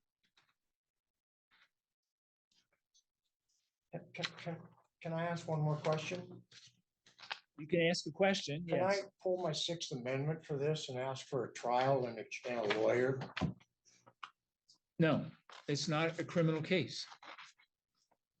So, You're only entitled to an attorney when you're charged with a criminal offense. well, I promise you, Judge, I won't be near him, but I don't think this is right and fair to me. That I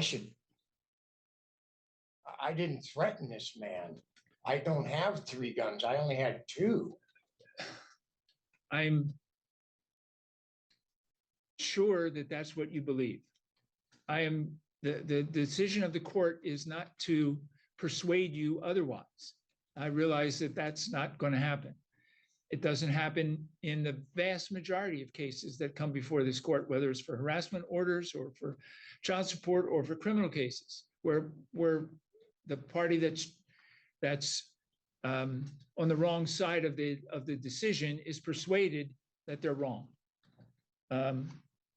So I'm not attempting to convince you of that.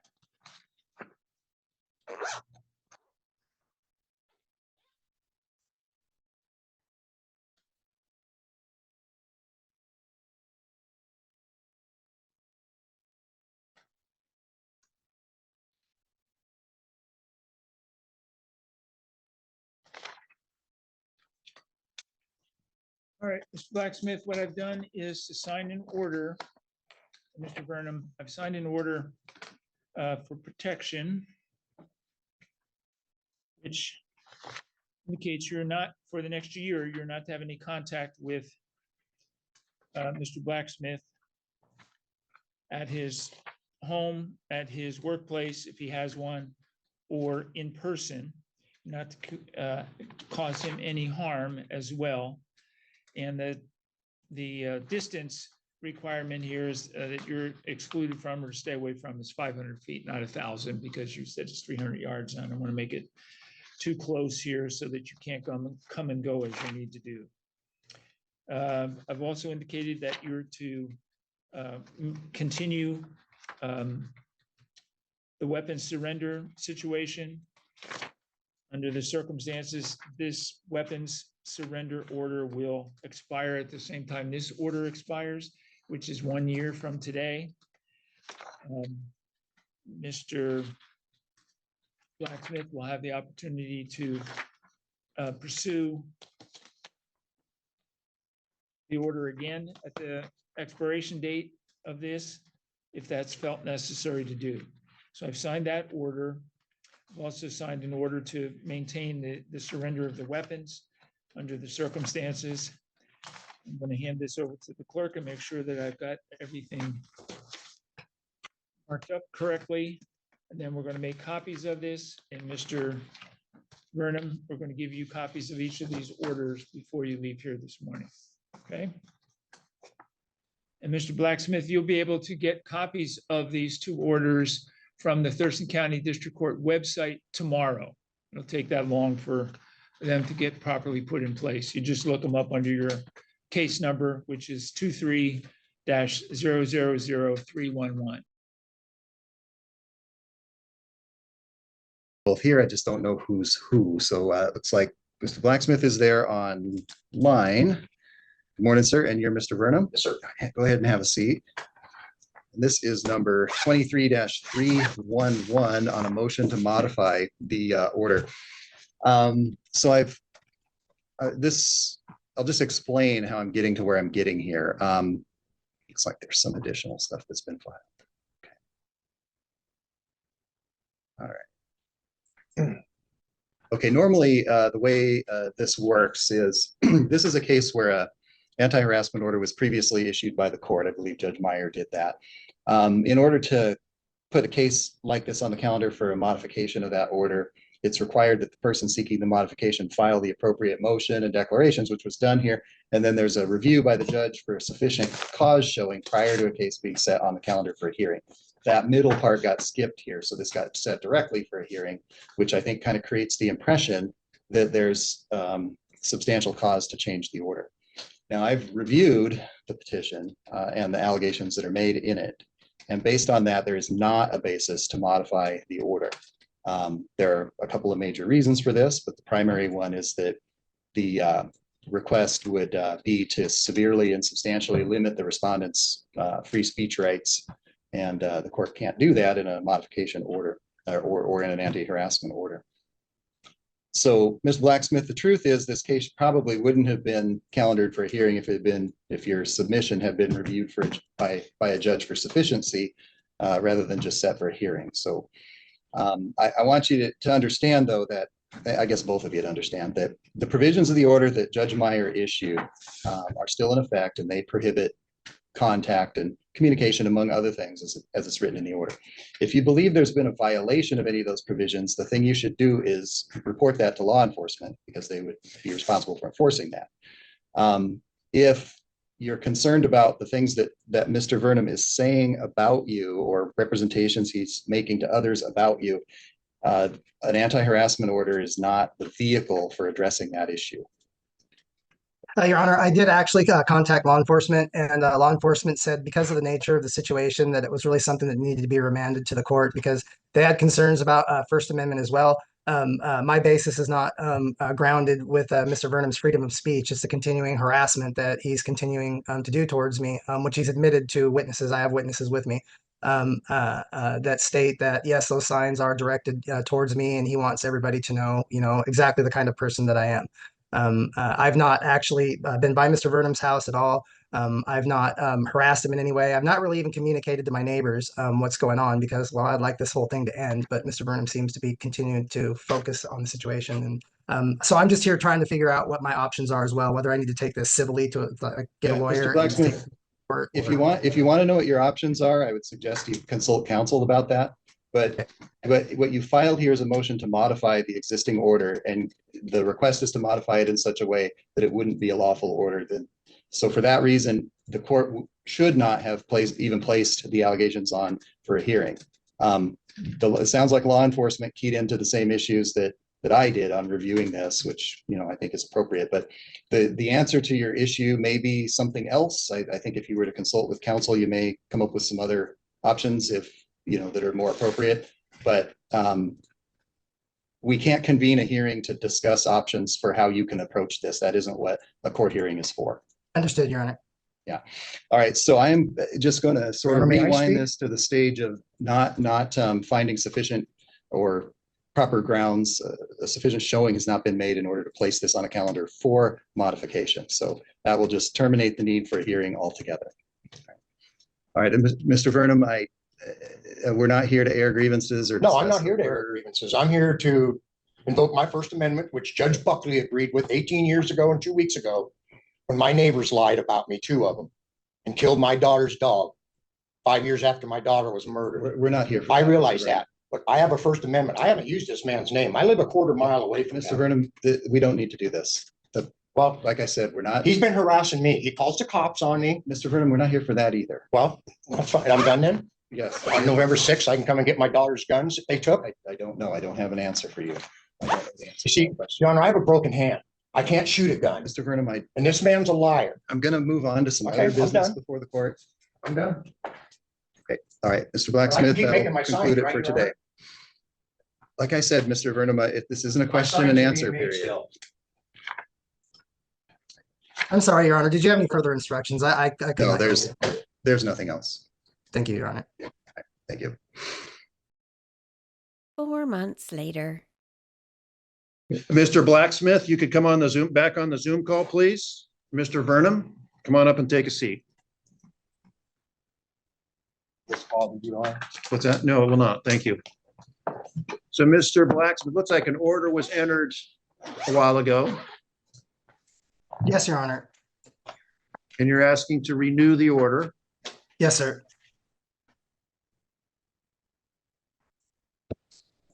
And this is a neighbor of yours, correct?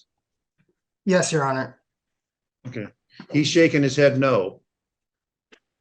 He lives Okay. approximately 500 and some odd feet from my house, Your Honor. So, Quarter mile, Your Honor. Okay, so hang on, just, I heard, as I said to other people, if two people are talking to me, I'm not gonna be able to understand either one. So, Mr. Vernon, I promise I'll give you a chance to respond, but I'm gonna swear in Mr. I asked those questions before I swore him in, and I'm gonna swear him in now, and then I'm gonna ask him why he thinks the order should be renewed. Then I'll give you a chance to tell me why you think Thank you. not. Thank you. So, Mr. Blacksmith, can you raise your right hand, please? yes, sir. You swear and affirm the information and testimony you provide will be the truth, the whole truth, and nothing but the truth? I do, Your Honor. Go ahead. Why should this order be renewed, reissued? Okay, let me get to my paperwork here. I'm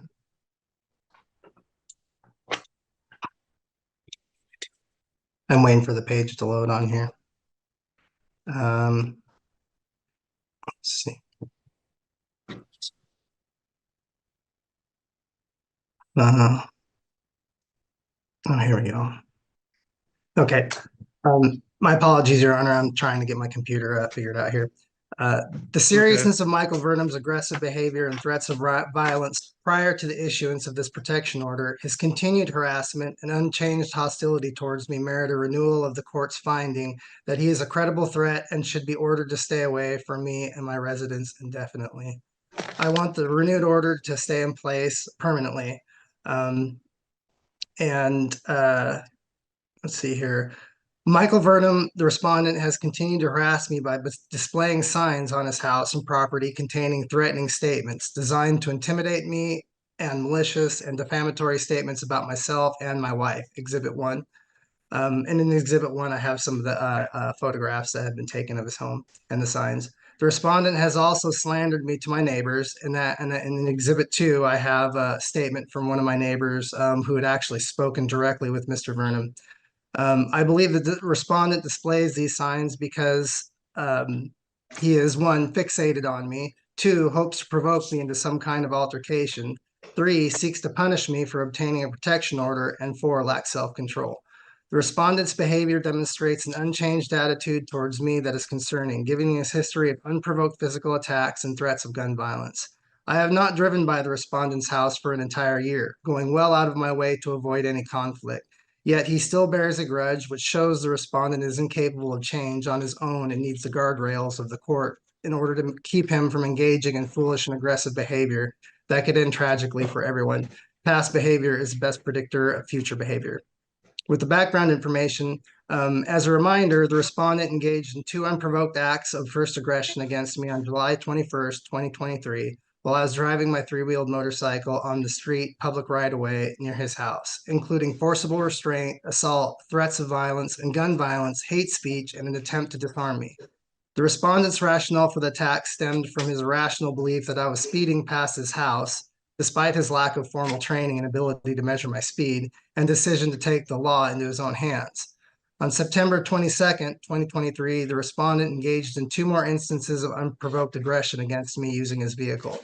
The first time he drove by and verbally harassed me and my visiting friends while I was in my front yard. Later that day, he repeated his behavior and attempted to assault me with his vehicle. For my part, I called law enforcement both times. Responding deputy on 7/21/2023 told the respondent it was not his job to enforce the speed limit. I had the option to press charges, but allowed the respondent to apologize instead. However, I was forced to obtain a protection order after the other two incidents on 9/22/2024 made it clear that the respondent was dangerous, mentally unstable, and would continue his harassing behavior. The fact that he came to my house was a clear escalation. The respondent admitted to the 4 incidents in court on November 6, 2023, although he made excuses for his behavior. The judge concluded that the respondent's claim I was speeding was not credible given the short distance between intersections and his lack of training, and told the respondent his actions were foolish. And in fact, the judge had called Mr. Vernum directly, said that he was foolish and that his actions were foolish.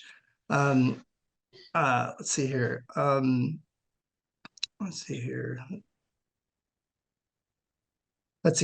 The judge concluded the respondent's claim I was speeding was not credible. Okay, I said that. His sign harassment campaign started in earnest about a month later and has continued until present.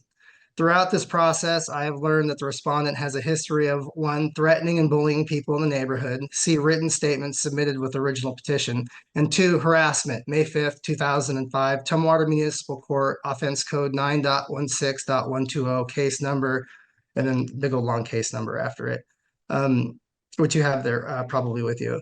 And I'd like to read the impact of harassment on the petitioner. Even though I have every right to walk or drive down the public road in front of the respondent's house and do so unmolested, I haven't walked or ridden my motorcycle in my neighborhood for a year because I don't feel safe. And in fact, I've not ridden my motorcycle since the last incident that had occurred. Let's see here. I haven't because I don't feel safe. In the interest of avoiding conflict, I have also consistently bypassed the respondent's house when driving and have taken a less convenient alternate route for the past year. Imagine having to give up your enjoyable activities and walk on eggshells in your own neighborhood because your neighbor is harassing you. To feel safer in my own home, I just purchased an expensive $4,500 security gate for my driveway. Yet the signs remain up and the respondent eagerly spreads lies about me in my neighborhood. My quality life has been diminished by this continued harassment. In addition to this very real physical danger posed by the respondent's hostility towards me, which disrupts my peace and makes me feel unsafe in my own home and neighborhood, the situation has caused me to suffer from anxiety, insomnia, and nightmares. These conditions have been greatly aggravated by the prospect of the court not renewing this protection order because I perceive the respondent is still a threat and believe that he will resume his unlawful behavior of trying to assault me if a renewal is not granted. And then I have my exhibit list. The first one, the first exhibit that I have, the first 5 photos were taken on 12/8/2023, 1/26/2024, and 1/28/2024, respectively, and provided to me by concerned neighbors. The last 2 photos were taken by my wife on 10/2/2024 and 10/4/2024. Below, I've summarized what the signs mean in the context of the respondent's past comments and provided other details that might be helpful to the court. First one, we have a coward from Desert Storm on the hood on Gregory. You don't need to repeat those. I could see the picture. Thank you. And those are the ones that were up in October? They were up in October and they'd actually been up for quite a while. He did put up other signs as well, but my neighbors didn't stop and take pictures of all of them. In fact, at one point I had told people, don't put yourself in any danger by taking pictures of the Mr. Vernum's home. Don't engage with them. I want him to be left alone. Yeah, and some of the signs, I'm aware of some of what they said, some of the signs that he had up that I don't have pictures of. At one point, he had a sign up that had said, where's Benedict Arnold, alluding to why I've not, been in his neck of the neighborhood. Well, I've been respecting his space and leaving him alone, and I don't want to anger him by driving in front of his house. Let me hear from, again, I reviewed, you repeated a lot what was filed. Let me hear, I'm going to swear in Mr. Vernum, and then I'm going to hear from him, and then I'll make a decision as to whether or not the order will be extended for a year. So could you raise your right hand, please? Do you swear and affirm the information and testimony you provide will be the truth, the whole truth, and nothing but the truth? And you can stay on the, keep your camera activated there, Mr. Blacksmith. You can put your hand down. And so, yeah, so he's asking to extend the order for a year. What's your position on that? Well, everything he just said was a lie. I haven't seen this guy. Well, this is the first time I've seen him since a year ago, November 6th in court on video. Right. Like I told Judge Buckley back in 6 when I was asked about why I put signs up like this. It's called the First Amendment. No, I know. And Judge Buckley said he wasn't going there. I had neighbors that lied about my dog and they had it murdered. So I made signs calling him all kinds of names. Right. This guy says I threatened him with a gun, Your Honor. I didn't have a gun. He had the gun on him. Okay, so you don't need to raise your voice at me. I'm Okay, right I'm here. sorry. But Okay. Judge Hoopman or whoever it was a year ago would not read what my 2 neighbors saw him doing. When Sybil said that she was scared he was going to shoot me with his gun. I backed off like this. I can't raise my right arm because my right shoulder's gone. My left hand's broke. I can't make a fist. This is the best I can make a fist. Okay. And my signs are all, none of them have his name on them. None of them have his address on them. I'm doing my First Amendment. Right. Now, the thing that started this is when Israel was invaded October 7th of last year.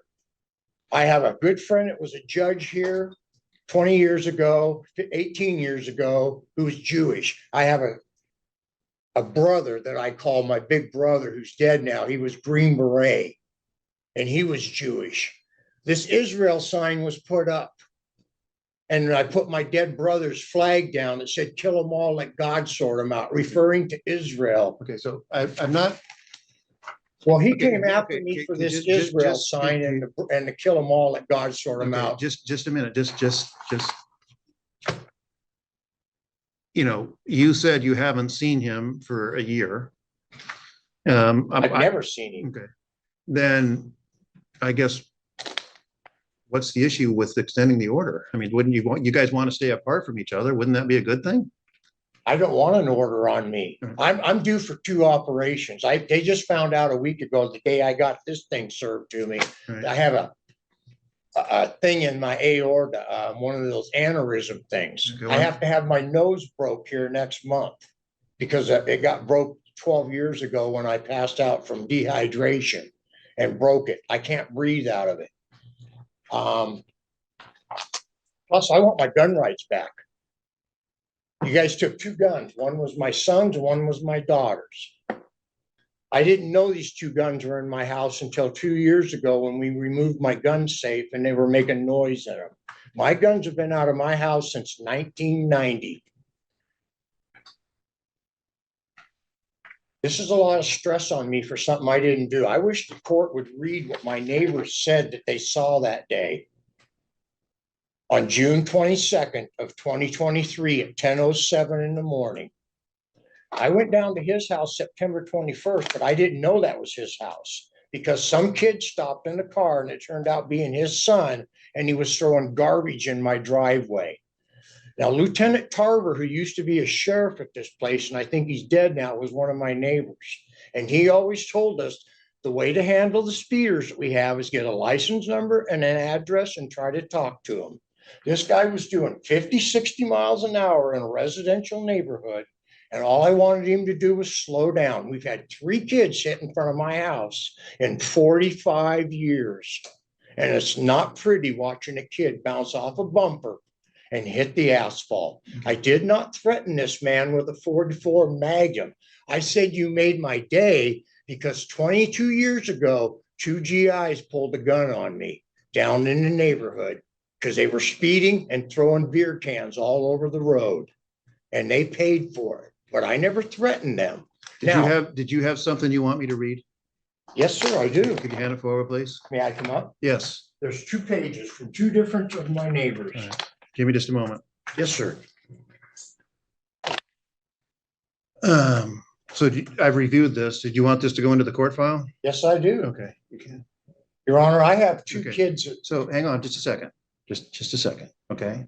This is a pretty simple thing here we're asking. Yeah, I right? understand that. And whether this order that's been in place for a year is going to continue for another year and all of that. That's the only thing I'm here for right now. And so I've reviewed that, I've listened to you speak.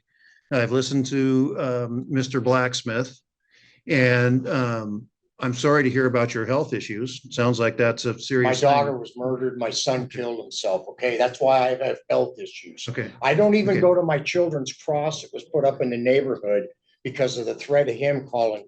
He called the cops on me on January 20th for riding my bike at nighttime in the rain, which I don't ride. My hand's broke. I can't ride my bike. I haven't rode it since 15. He keeps calling the cops on me. I got a neighbor that does it. He doesn't like my signs. He says it depreciates his house. There's Muslims down the road. Those garage okay, doors. so I know it. That doesn't matter, okay? It just doesn't matter. I mean, those signs, and you're right, you have a First Amendment right to do that. I'm not bothering him. I don't talk to him. I haven't seen him. I don't call him. I don't know his number. I just want my freedom back.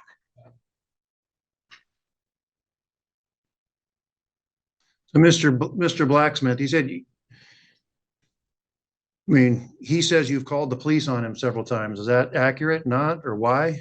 I called the police on him during the first incident, the first couple of incidents, and then 2 times when we drove by with this car, made contact with me in front of my home. And what do you do at that point?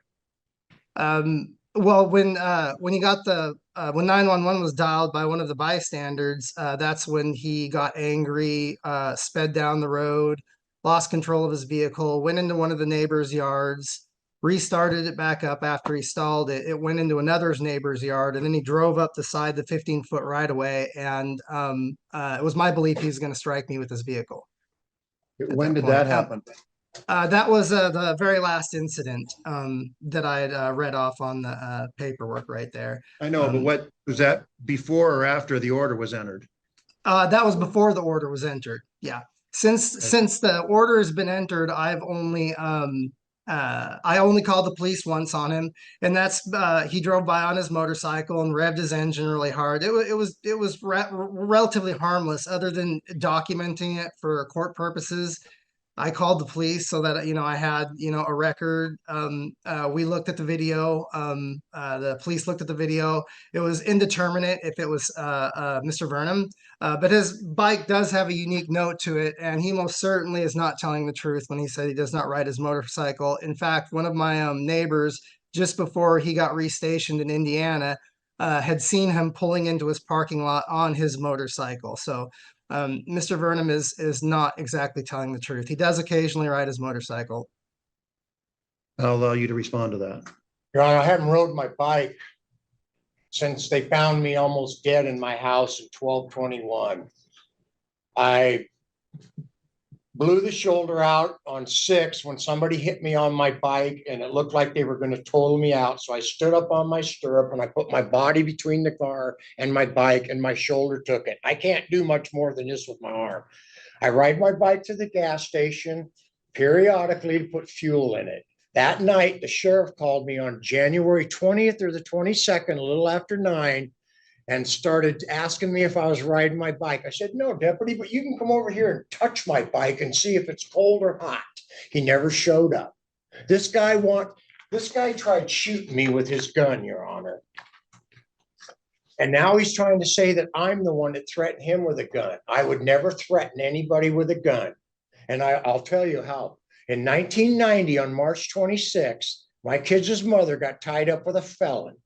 He talked her into kicking me out from my children and sexual abuse to her. 2 weeks later, I was given my kids back. I won custody of them January 8th, and they were kidnapped by their mother and this man. My boy was dumped off on the street, and my daughter was taken. We didn't see her for 3.5 months. I raised my kids. 10 years, 8 months later, my daughter was butchered down the road from the house, stabbed 19 times. It was horrifying. And my son killed himself shortly after that because the mother was not allowed to go to the funeral, and she never went to his. Now, I've had problems, but I'm not a psycho. I don't bother people, and I think my letters, my neighbors gave you will instigate that, tell you that. I don't bother nobody. We've had problems with speeders in our neighborhood for a long time. And when I drove the car down there on September 21st of 23, it was to get a license number. And he yelled out 4 times when he saw it was me, "How are your dead children?" That's why I drove up on those neighbors' lawn, because I was puking in a Walmart bag because he said that. And I went home and I've never been back to that part of the neighborhood since. I don't go visit any of my friends. I stay on my end of the neighborhood. This guy's trying to keep me in trouble. I know what restraining orders are and what they do. Okay. You're not in trouble. You said that there was a cross you're not able to visit? Where is Pardon? that? You said, I thought I heard you say there was a cross that you're not able to visit? Yeah, the kids put cross up for where my daughter was butchered, and then they put my Okay, son's so name. where is that? Well, when you go where my street is, Okay. 9th Way, No, let's assume for the moment, I'm not familiar with the neighborhood. it's a quarter mile away from his house. Okay, so Mr. Blacksmith, are you aware of this cross? Do you know what he's talking about? I am, Your Honor, and in fact, the cross is not on the same street that I'm at. Okay. So Instead hang of on just a taking- minute, just a minute. Can he visit this cross without violating the order as it stands now? Yes. Absolutely, Your Honor, you can. Yeah, But people that have orders like he has on me, if he would have been driving out of the other entrance of the neighborhood, he would have been calling you people. okay, This is what I want to prevent. okay. I don't want to die right now. So, okay, Mr. Vernon, here's going to be my ruling in this case, okay? So I've heard you speak, I've listened to your testimony, I've read you what you reviewed, which was apparently pertinent to the original order that was entered. That order was entered. The only thing in front of me here today is whether or not this order is going to be extended for another year. And based on everything I've heard, the testimony, I'm going to grant the order. I'm going to grant the request. It's going to be ordered it's going to continue for another year. Well, then Let you me- might as well throw me in jail right now, because I'm not going to go another year of this kind of stuff. Okay, so hang on just a minute. I'm not going to throw you in jail right now. No, I'll drive by his house when I go home. Okay, so, I'm not putting up with this no more, Your Honor. Judge Buckley says I have the right Right. to express my First Amendment right, and that's what I'm doing. you do. I don't have no signs with his name on it. Okay. None. Okay, I haven't been to that part of the neighborhood at all. so if you want a copy of the renewal order, you can have it, but that'll conclude the hearing for today, or you can So get a you're copy gonna of it. do this to me again. I didn't do it I'm not doing anything. What did to you. I do wrong? I haven't visited this guy. I don't have a cell phone. I don't even know his number. Okay. Why are you doing this to me again? Okay. I have to go in for an operation, and now I'm gonna cancel it today when I go home. Okay, well, I don't think you should need to do that or should Well, want to do I'm not that. gonna live this way anymore. Okay, well, So you're- call your deputies and have them follow me home, because I'm going to his house. This is wrong, Judge. okay, Judge Buckley wouldn't have done this to me. okay. You can take that if you want it and you're free to go. Bitches. Your Honor, is You're there free to something leave I the should Zoom do? call. What's that? Is there something I should be doing if he's gonna show up at my door? I'm not gonna, I'm not really in position to give you advice. You asked me to extend the order, I did, and then, you saw his reaction. And, we'll see where we're at. But I can't I understand, Your Honor. I understand. I can't give you advice. I'm just frustrated. Thank you, Your Honor. You're free to leave the Zoom call. Yes, sir. Have a good day. Thank you. Who we got?